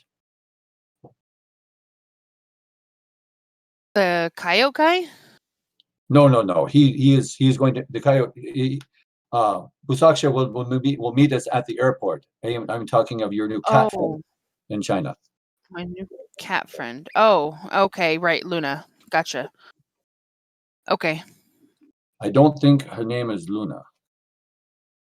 But yes, he was not clear on the name of the cat that you were meeting. Oh, okay. So you guys, get in the car. He sees that you're uneasy, so he starts talking about anime stuff, the stuff that you've talked about in the past, and so you start to feel a little more comfortable. Do you try to slip into the whole supernatural aspect of it, or do you let him guide the conversation back to anime? No, I want to know more about why. I mean, like, I guess I want to understand who else besides my cat friend, who else are we supposed to be dealing with? Like, because you can't start a beast court with just one or two people. Like, we're gonna have a lot of people that gotta help with that. No, you are right. You are right. We are meeting others, and Basukoshi, he knows the list. He is being led. He says, as we take new members in, the new person is revealed to him at that point. So he knows that we are going to meet this first cat, and he is confused whether you were supposed to meet another cat or where we are supposed to go from there. But once we meet the first cat, he says the vision will become clearer. Okay. And when we're in America, are we, like, do you know what my living situation's gonna be? Because I mean, I'm just kind of rooted myself at this point. You will be staying at a facility once all members are collected. You will be staying at a facility that is a dojo and training facility that is in America. Oh, okay. will I have a job when I get there? Like, do you have something lined up for me too? Your needs will be met. Oh, okay. But she just kind of sits back, and I'm a lot more Joe. trusting than I should be about this, but the fact that you brought the person from my dream leads me to believe that you're legit. You're legit. So he mentions to you, he's like, just to make you a little more at ease, he says, he goes, I obviously you're uncomfortable. I must tell you that I am kin of the Korax or Kenku, upon my mother's side. So I have been watching for ones of your kind. So when you met me 2 years ago at the convention, the spirits revealed to me who you were or what you were. And so that's why I've had my loose relationship with you of just distance, but also keeping tabs upon you. Oh, sweet, I think. Okay. All right. Well, I mean, it's unusual that someone would like just kind of solicit me out of the right, like to a new country. But I mean, I guess we all have that sixth sense. Well, the Beast Court here knows of you within our country, and you have been selected by the Beast Court to go forward. It's your lack of knowledge of our Beast Court is what guides them to bring you to the new country. So they want an experience in the new country. Got it. Well, they don't want an Eastern Beast Court in the new country. They want a new Beast Court. Yeah. Okay, so they don't want like their full-on influence there, but they want someone there. Yes. Gotcha. Okay. All right, so you guys travel the rest of the way. You guys get to the airport. It is a private jet that you guys get on with Busaksho. And he's pretty quiet. He sleeps actually for the trip. And you're like you fly out of Japan and you're flying towards mainland China.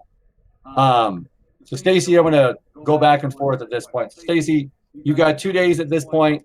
You talk to grandfather the next day. He's staying at your house with you. And he's just saying that the Beast Court has come forward. You have been selected to be a part of helping to form the Beast Court in America. We have 2 foreigners that are coming from the east that are going to the west to help form this Beast Court. So it is you and one other from Asian descendancy that are going to go to the Beast Court, or come from the Beast Court, I should say.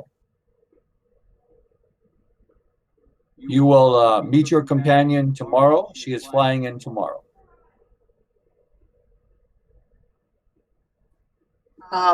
Where is she coming from? Japan. Is she also Khan? No, she is not Khan. She is Kenku. The litany dictates that a cat and a bird shall travel together. And she is here to travel with you.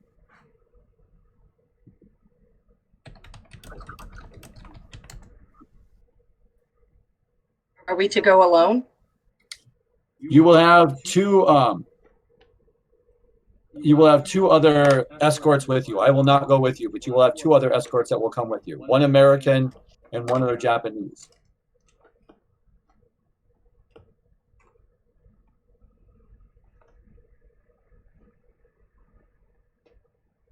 So take whatever you were going to bring with you from before. Again, make sure that you have bound you what is necessary for combat and for learning. You will fly out tomorrow evening. When am I to meet my companions?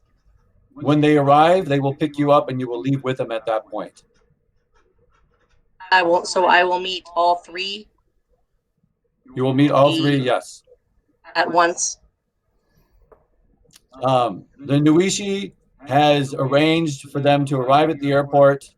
They will travel here to pick you up within our dojo so that we may meet them as well to make sure that this is the way the litany is actually supposed to go, and discuss how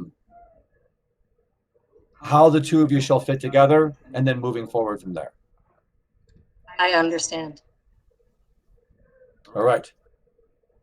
So you go through the day. It's just another day. They're supposed to come in tomorrow evening, and he wants you to dress in a formal suit and just dress nicely for their arrival. And then they have there's a family servant that makes a full tea ceremony for them to arrive. So when they actually get here, there's going to be a full tea ceremony for everything, so that everything can be discussed amongst a formal tea ceremony. Yes, grandfather is quite formal, so that is to be expected. That he would make sure that all formalities are observed. Right. So Rachel, you guys arrived that evening.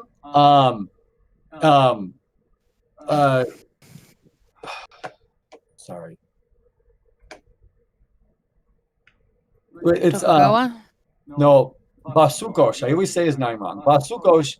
He wakes up just before landing. Like he seems to be sound asleep, but he just wakes up before the plane lands at that point. So he looks at you and he looks around. He's like, transportation has been arranged. We will meet with the cat and the family. We will take the cat with us to go to America. Okay. Where are we meeting them? At their family dojo. Oh, at their dojo? Yes. Okay. I guess it should change, huh?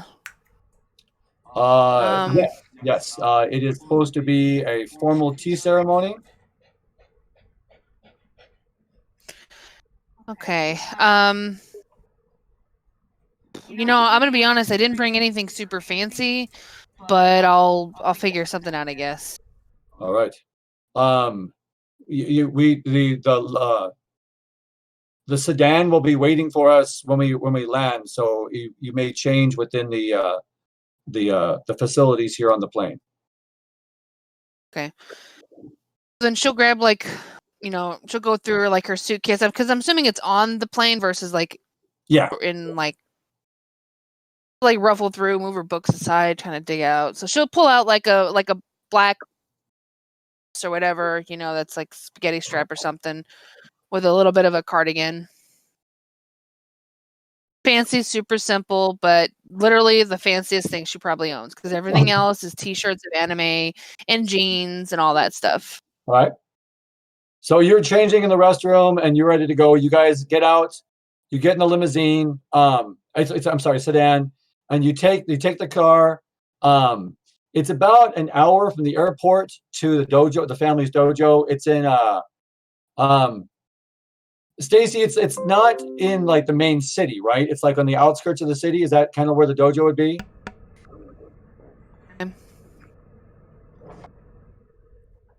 It's kind of like at the window, just kind of like plastered looking sort of deal. I would say it's not exactly center city, but it is like within the city. Okay. Yeah, not quite outskirts, but not like Suburban. center of town. Okay. So you're at the window looking as you're going, and then you pull on up. You get to the family's dojo, and there's outside. You got there are guys dressed in like the karate gis and everything, and they're just like standing in formation when you pull up. So it's just students, but they're all dressed in karate gis and everything. there is an older Chinese gentleman that is wearing a business suit when you pull up the car. You have a chauffeur driving it, so the chauffeur drives up and he opens up each person's door to let you guys out. I'll climb Tokugawa out. says to you, this is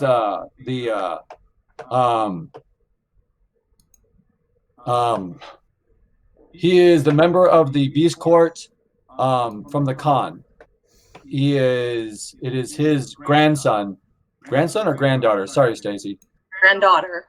Granddaughter. It is his granddaughter that will be going with you.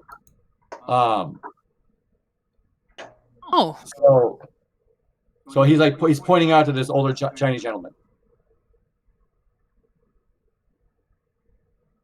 His name. so Go ahead. go His ahead. name is Mao. I was just gonna, sorry. What is his name? Mao Zemin. I don't know how to spell Mao. Mao Zemin is who? That's your grandfather. That's my grandfather's name. Yes. Just kind of forgot that part. Yeah, for you his grandfather. So it's Mao Zemin. Right, exactly.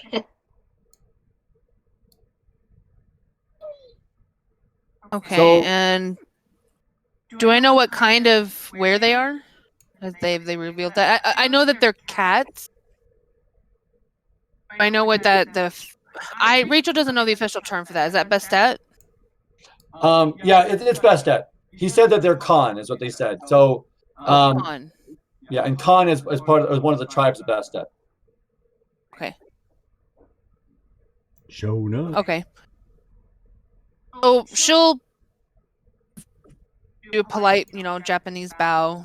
Pleasure to meet you. He's like, he does a bow I back am to you. Kikami. And so the introduction we made, everybody introduces themselves, and he says, he turns around. There's a lady kind of dressed like she's wearing a kimono, and he follows you in. Stacy, you're actually at the tea ceremony. You're standing where you're supposed to be standing to greet them as they come in. So Rachel, you come in with the Nuishi, and Tokugawa and Mao. So the four of you walk on in with the lady that's leading you guys in there. So Stacy, describe yourself. What does Rachel see when she comes in? Grandfather said that this was to be formal, so I am in full Chinese formal garb, kimono, all of that. Excuse the noise behind me. So You're muted.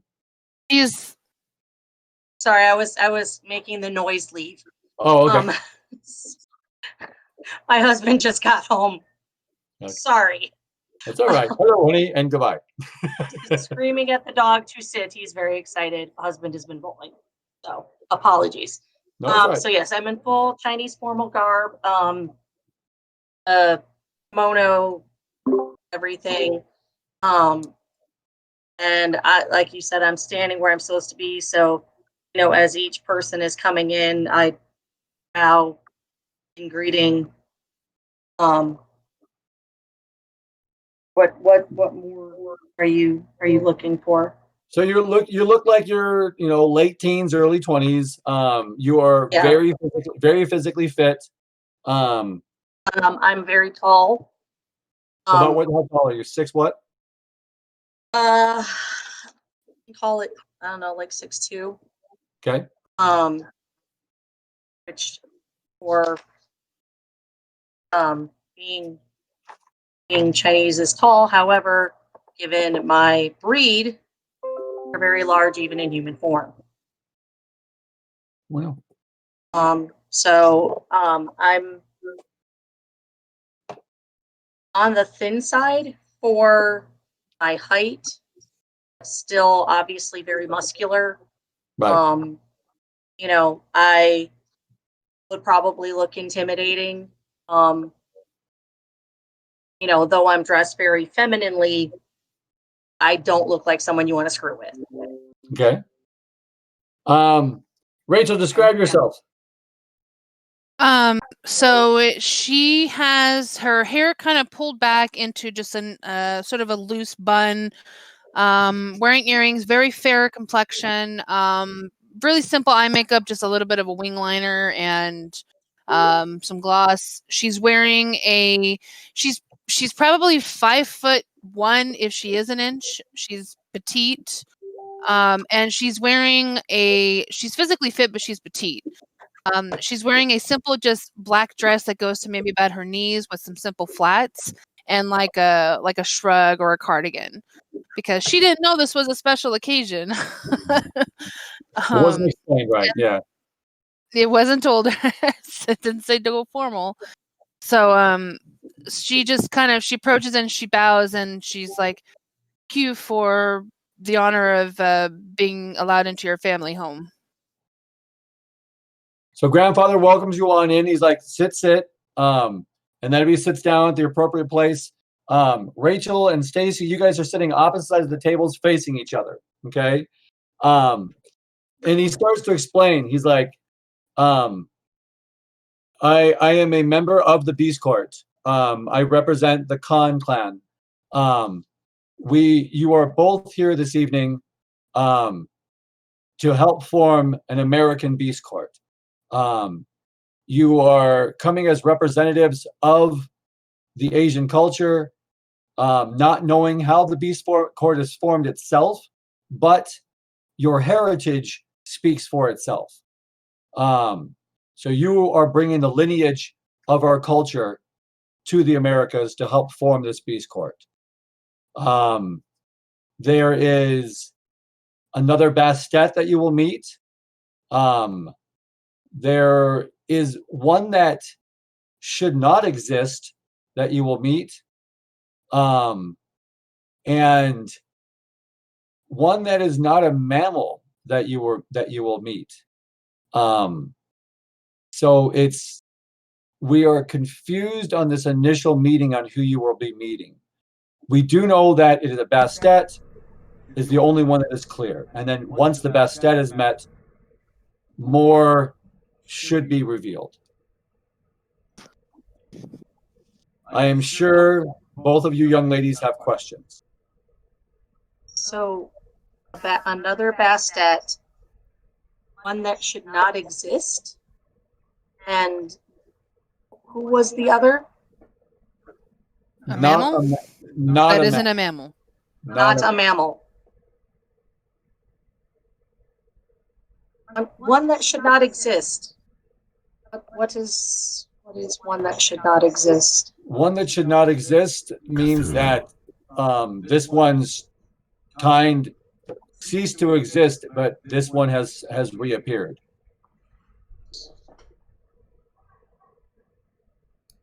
Okay, so what breed is he then? We don't know. Does he know? Oh, he knows, or she knows. But okay, I don't know. Again, and then the Nuishi just started. He says it's difficult because when you're looking at dreams, parts of the dream are clouded, parts of the dream are not revealed. I definitely see a Bastet, but to look past the Bastet at the other two, I cannot grasp it. When I say that the other one is not mammal, this other one, it's not Korax. It is not Naga. It is not Mokale. It is other. But not clear.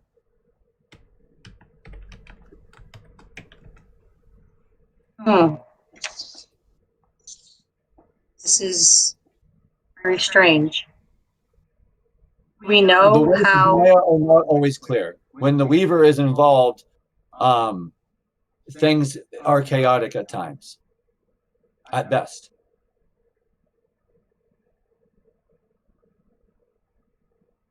Okay. Where do we get started then? When do we leave? We finish the tea ceremony and then we leave. Oh, that I quick. was Okay. I was to go to San Francisco. Is this where I am still going? Maybe. You are going to the City of Angels first.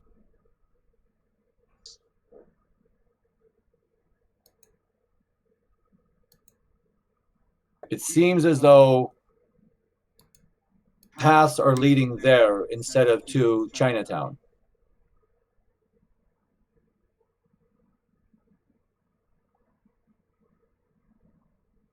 So let us Okay. finish our tea so the travel may occur.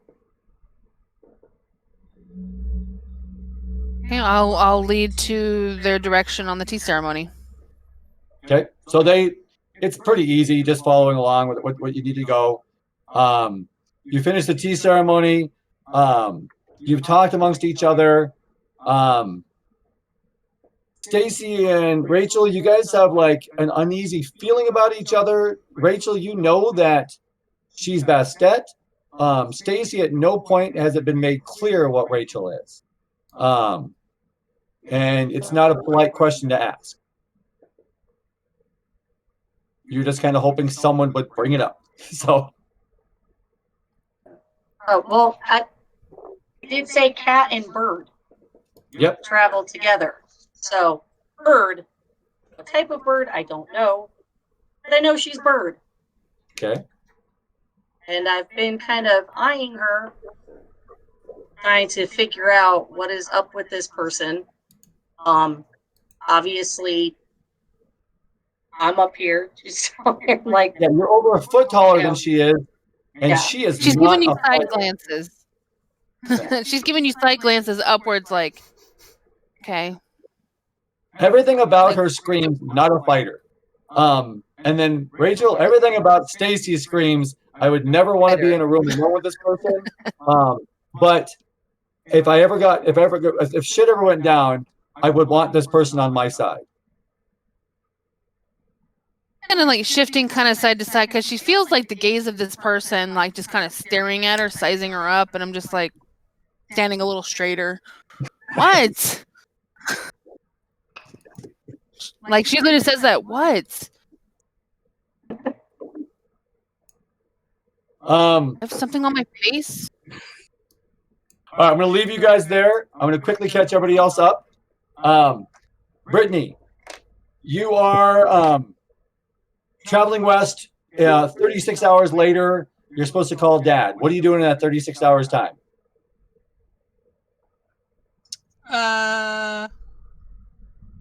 So how we were headed to LA, right? Yes. How close are we?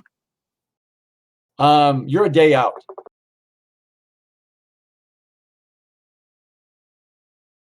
Okay. Well, So if you did 24-hour driving, actually, no, if you did you could probably 20 hours, you could get there. Just straight driving 20 hours to be able to get there. yeah, Sam would hate that. I think let's take another.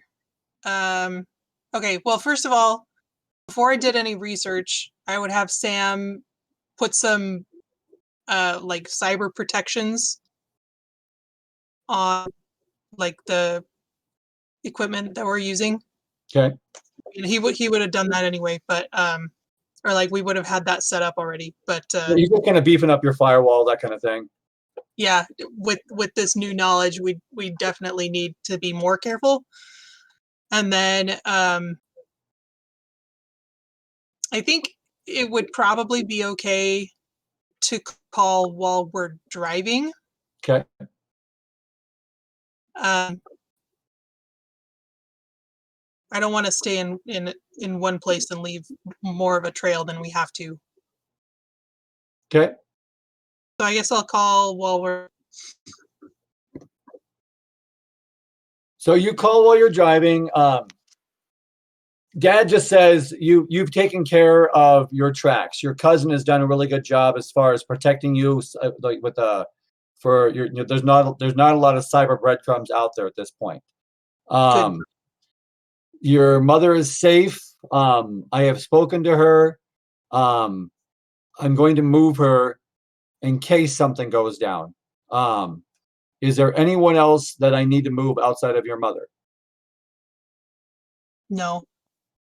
All right, then mother may return back to the homeland, so that she is protected. Okay. You at one point were living with cousins, I understand. That was one of the things when you were first born. Are Yeah, they? Sam's. So is Sam the last one of them? Is everybody else okay, or do I need to look out for them?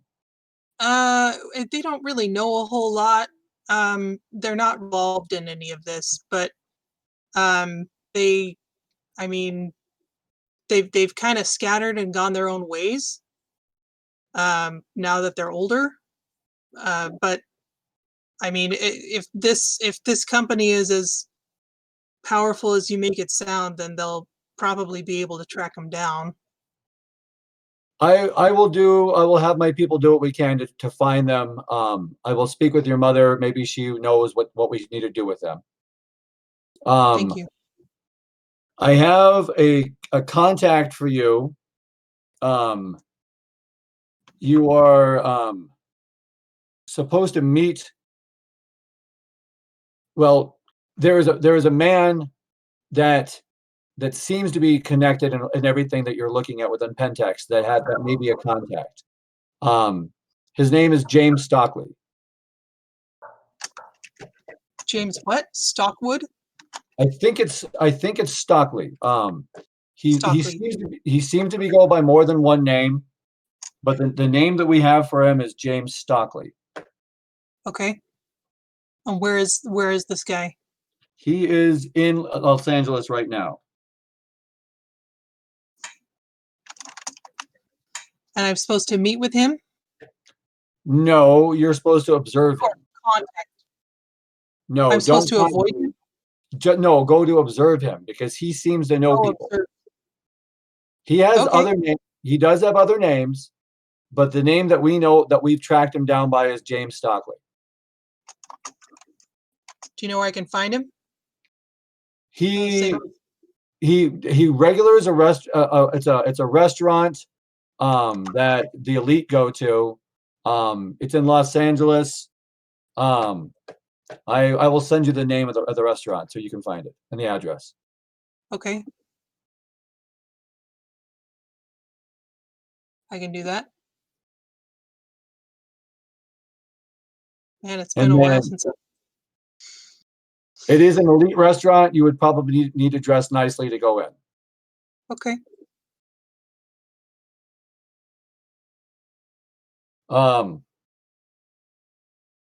Do you have to make a stop, or will you be fine as far as what you carry with you? Because I know you go to many different things.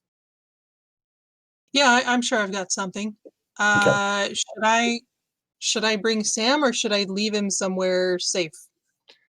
I would say that Sam should leave you there, and should move on at this point. Move on? You can remain in contact with him, but what you're getting into now is more of what our kind deals with. Sam is not Bastet. Sam is kin. He should not be around this. No, you're right. It's probably not safe for him. All right. And you can remain in contact with him, burner phone wise, or however you need to contact him. But I would, for his own safety, I think it would be better if he were to move on. Well, he's not going to be happy about that, but all right. Explain to him however you need. Again, he can still be within your life, and you may contact him, but it would be best for him if he was not directly in your vicinity. Yeah. All right. It's safer that way. You're right. So I will give you the address of where you're supposed to go. He does regular this restaurant. So, and I will send you a picture of what he looks like as well. And maybe I can give you a couple of other aliases. So when you're there, you'll be able to know who he is. Okay. Thanks, Dad. You got it. Be careful. You too. All right. Back to Missy. So you are going up the stairs. There's a kind of an elite crowd up here. You recognize people that have had. There's no A-lister. I mean, you don't see like Tom Cruise or anybody up here, but you do see people that have been in other movies. You know, some like B-lister people, kind of people. Maybe people that have been in like oh gosh, the film movies that like the film festival movies. So you're recognizing some people from movies that you've seen and that you know, but no big names at this point. It's only a Wednesday night. So it's not what's like Wednesday night. It's a Monday night. So it's not a big crowd there right now, but there are people there. You have a description of what Mr. Lancaster is supposed to look like, and he's not there. I'm going to go ahead and just, I'm assuming there's a bar on the second level, correct? Yeah. I'm going to go ahead and make my way over to the bar and flag down the bartender just for a glass of champagne. All right. He's like, specific kind? Brute, please, whatever you have open. Hey, I have a question. All right. Do you happen to know of someone named James Lancaster? I could maybe make it worth your while. He smiles at you and he's like, Lancaster comes in. Usually like a Wednesday, Friday regular. He pops in occasionally other nights, but Wednesday, Friday is his normal nights coming in. Oh, thanks. What can you tell me about the rest of these dirty people? Exactly that. Dirty people. There's some good folks in here, but they've all got their fingers in different places, and some people got fingers where they shouldn't be, so it's a different crowd. You want to meet some people tonight? What are you looking doing? Just looking to branch out with my business contacts. So yeah, if you have a suggestion of where I should start, I'd be happy to take that. He pours your champagne. He's looking at you, and he's like, "Business contacts." Business contacts. So, ma'am, the way you're dressed tonight, I don't want to be offensive, but you're a little beautiful for this crowd that's right in here. The only business contact I've got for people that, I mean, I'm talking like, again, don't want to be offensive, but I mean, are we looking at the high-end escort business here at this point, or what are we looking at? She's just gonna laugh. She's gonna like giggle, and then I'm gonna pull out my card and I'm gonna kind of gently push it over to him. I'm an aesthetic, so you can take that how you will, but I offer a number of services. So do you have other ladies that work for you, or are you a solo entrepreneur? I may have some other ladies I can outsource with, if perhaps I'm not the exact flavors someone is looking for. He points at a guy. He's the guy's trying to he's trying to talk to this really attractive girl next to him, and the girl is just not giving him the time of day.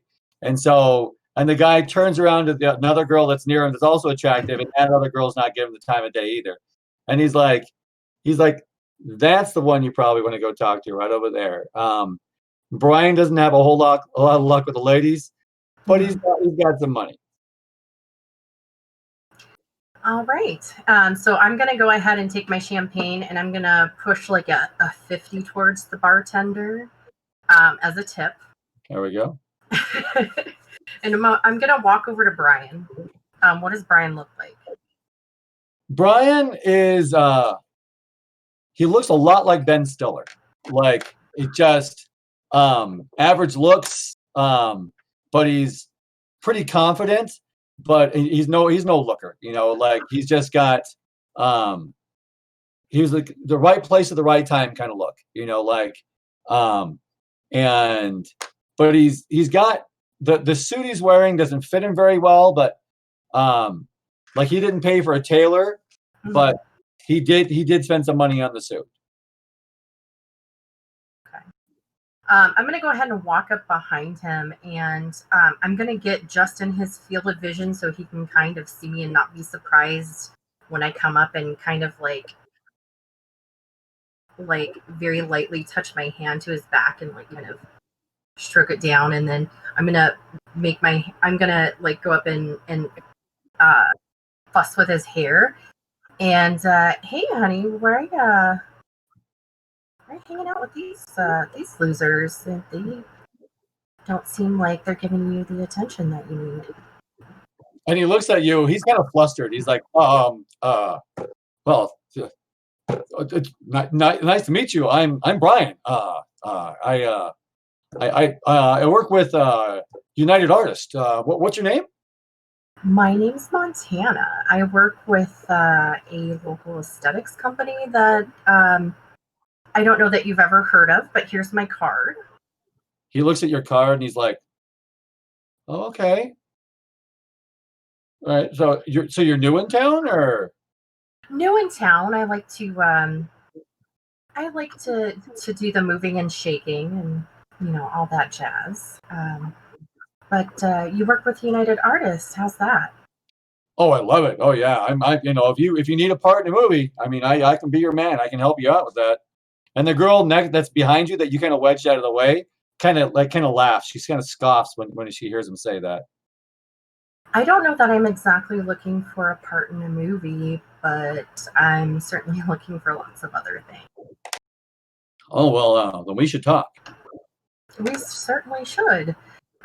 Maybe you should schedule an appointment with my company if you'd like my company to work on your aesthetics.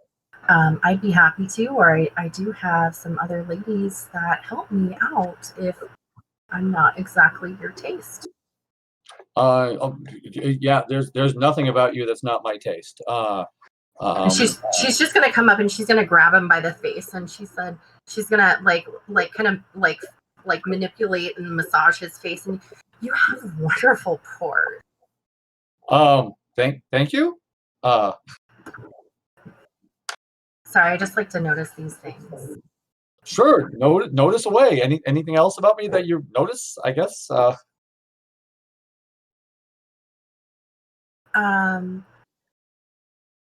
know what?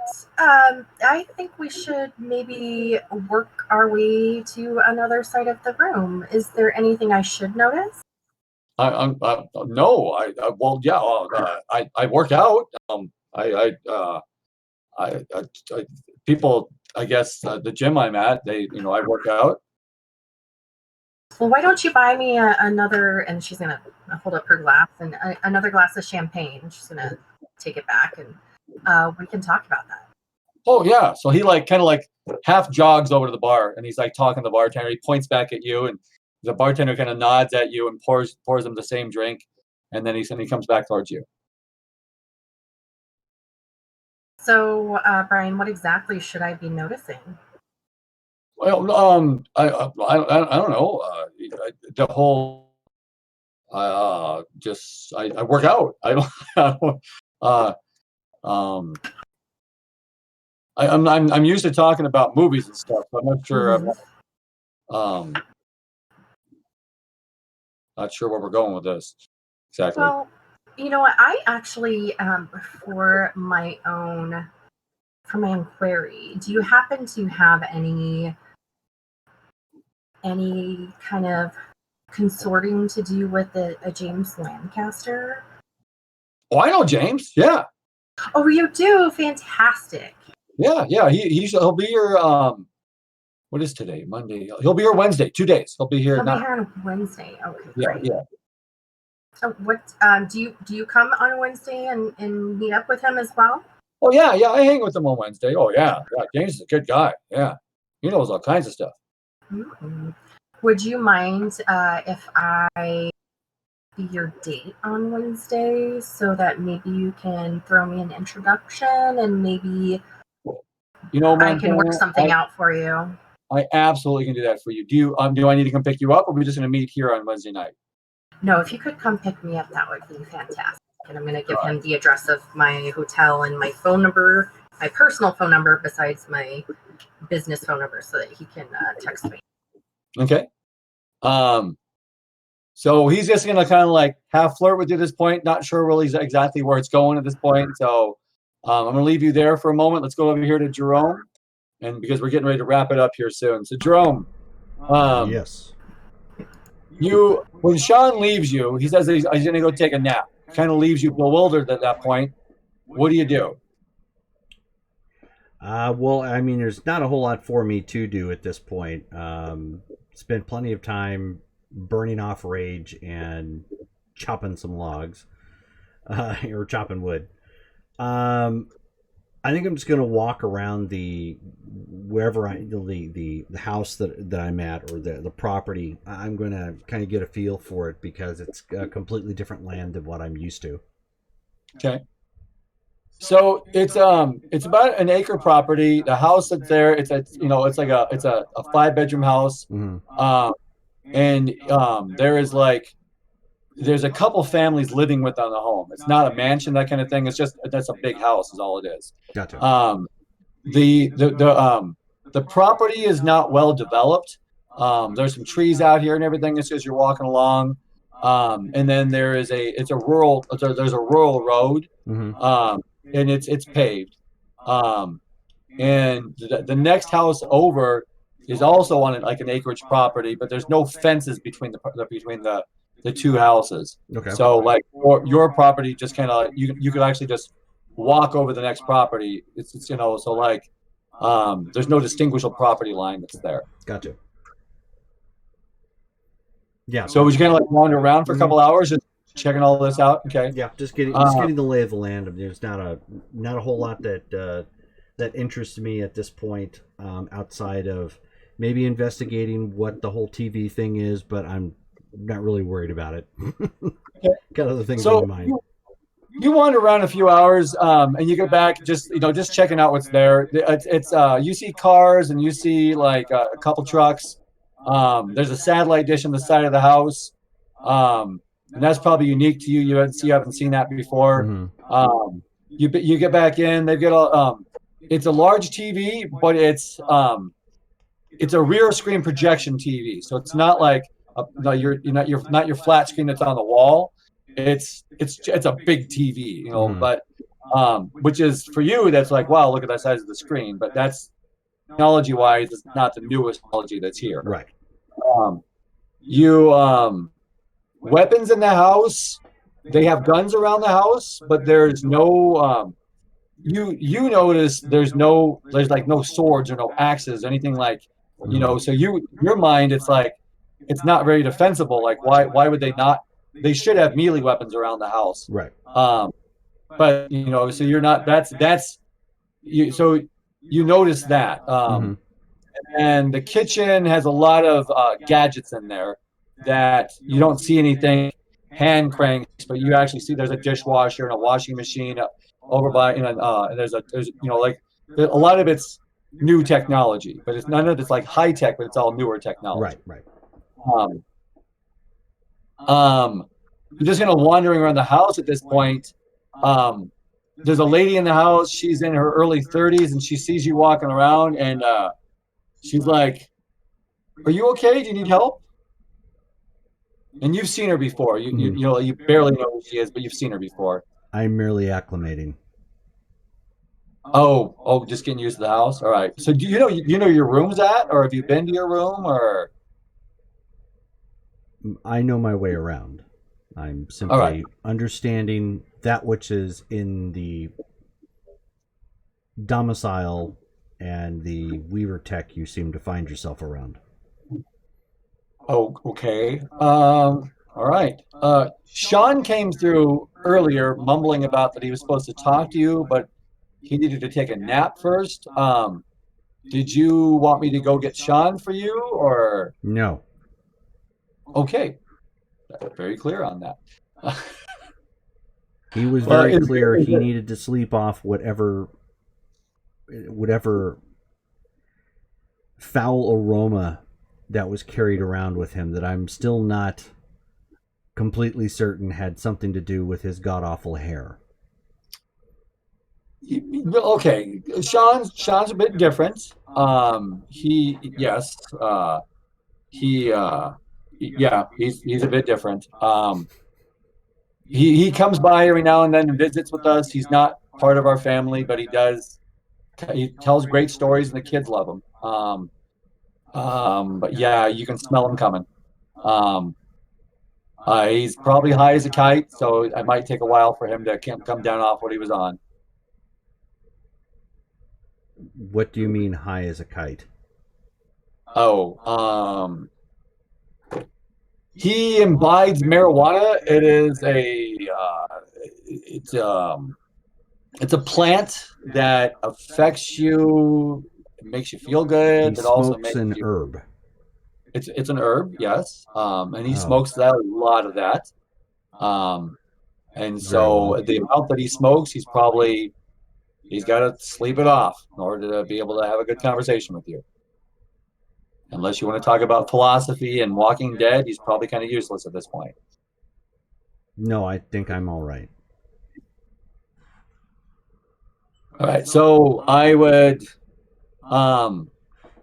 he will probably be ready to talk to you later tonight. So if you want to just, I don't know, yourself take a nap, walk around some more, get some dinner when we all eat. But he'll probably be ready to talk to you after dinner tonight. Do you have a set time in which you eat? Yeah, we eat dinner at 6. This must be this clock thing that you were talking about. Yes, the clock. Yeah, we normally try to eat dinner at 6 as a family. It's everybody kind of fends with himself for breakfast and for lunch, but we try to sit together for dinner as a family, and everybody comes down and sits at a large table together. And what is it you're serving? Do I need to go out and kill anything and bring it back? No, we're good. Because a lot of us are here tonight. I was just going to go. I'm just making it easy. I'm just doing pasta and meat sauce tonight. You pulverize your beef into a paste? Well, yeah. I mean, it's like beef and pork, and it's ground up, and then we put it in a tomato sauce and there's spices. Heat it up. All right. That sounds odd. I'm serving penne tonight. Penne is a short tube noodle. I think you'd like it. I will try it. I'm not opposed. I'm not an herbivore. Well, there is. I'm doing meat sauce, and so I mean, I can make meatballs for it too. I mean, dinner can be in an hour. I can make some meatballs if you want. I know nothing of your culinary skills or that which your people eat on a regular basis.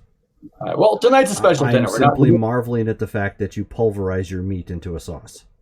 Okay, yeah.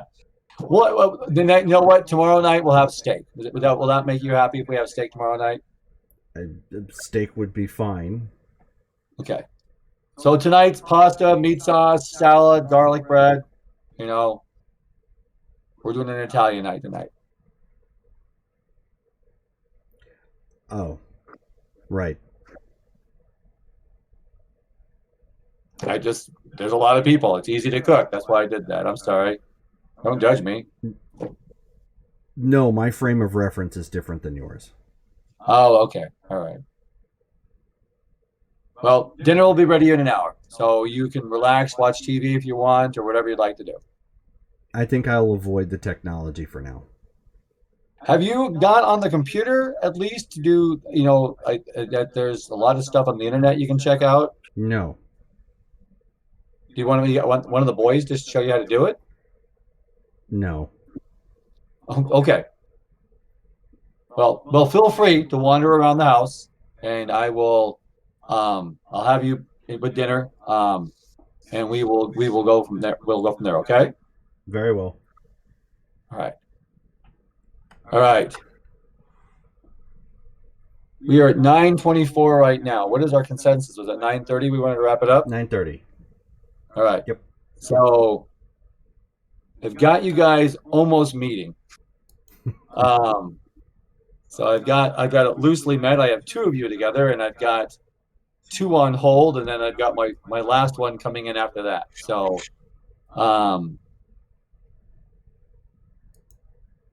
it was all right. You guys have fun? Yeah. All right. That was great. I love standing next to like a 6 foot tall Amazon, and I'm like 5'1". Yeah, I had a good time. She's just like, God, like I need to like stretch my back, like get taller here, because Platform boots. like what? Like Cool. Luna wasn't that big. Luna was big. Luna was just a cat. This doesn't work out right for me. So would next game then be September 7th? Yes. Oh, that's Labor Day. Does anybody have Okay, Oh, I was going to say that I don't believe I have any conflict. I don't I'm have not that. exactly going a lot of places these days. So, I should be totally fine. Yeah, I should be fine. I have to work that morning, so. Oh, Yeah, I man. But don't- the 14th I don't have is anything. my birthday, so I'm probably not going to play that day. What's that? Which day? But the 14th is my birthday, so I'm probably not going to play that day. Because it's 2 weeks after the 7th. No XP for you. No, 2 weeks after the 7th. No, is, XP for everybody. 2 weeks No, after that the 7th will be the 21st. 21st? The Okay, 14th good. is an off day. But remember next month that it's your birthday so that we can get XP. Yep, XP that month. So okay, so then we're not playing the 7th. We're gonna play when? No, we're playing the 7th. Okay. Starting Or is the good. 7th. The 20 or the 14th. That's a week away. Yeah, that's right. I was like, oh, I was thinking 2. That's an off week. Yeah, so Okay. we're good for the 7th and the 21st. Everybody's good for that, yeah? Alrighty. Should be fun. So we'll do experience on the 7th because that's for our birthday month, and we'll go from there. Yay! Sounds good. And if you guys have Like a any plan. recommendations, you can email me, let me know. And then I will take notes so we all have where we're going from here. can you put the, you may have already, but can you put the info for the Twitch thing in the messenger chat in case anybody I know wants to check it out? Oh, Yeah. can you do that, Jerome? Yeah, hang on. He's doing it now for you. Thank you. Close that, so I'll leave it open. And let me go get a Facebook chat opened up. And I'll just put it in there. I was talking about this with one of the teachers I'm working with, and she's like, that sounds super cool. She had other things going on tonight and wasn't going to listen tonight. But I was like, just trying to explain what I was doing today. And I was like, because I'm a big old nerd. She's like, okay, yep, sounds like it. Yeah. So, Oh, So I tossed the link For out sure. there. And then to recap as well, so this would be our week for Firefly, correct? Yes, Wednesday. Yep. Wednesdays. So the 26th we'll be back again, and we will have the Shapiv gang taking flight once more. Up to our near-do-wells in Firefly. And then the following week, on the week of the 4th and 5th, we will have Vampire the Masquerade on the 4th, and then Cyberpunk on the 5th. Yes. So please feel free to tune in. We had a lot of new people show up tonight. It was really great. Todd, I didn't get a chance to announce it, but somebody gave you a subscription. Really? How cool is that? Yeah, during the Yeah. chat, it was Galliard, I think. Let me see. Yeah, Glorious Galliard, who joined us. He ended up giving you a free sub, so you got some goodies off of that. Oh, cool. So yes, Philadelphia by Night. Yes, so Ashland by Night. It's actually our longest running game. It's actually in its third season. I think we're 2 years in now of that game. Most of the people who are in this are actually playing that 2 game. years in game? What's that? 2 years in game? Yeah, I think we've been playing it for almost 2 years now. Real life, it was February last year. Was it February last year? Okay. We're 18 months, not 24. No. Fine. A 1T, not a 2T. Yeah. I know it feels like forever that we've been playing that game. Yeah. We've done so much in that game, though. It's like that is very true. That is very true. Oh, Now, if somebody could keep their notes, hint, hint, nudge, nudge, wink, wink, over there in the corner, and Missy's all looking guilty.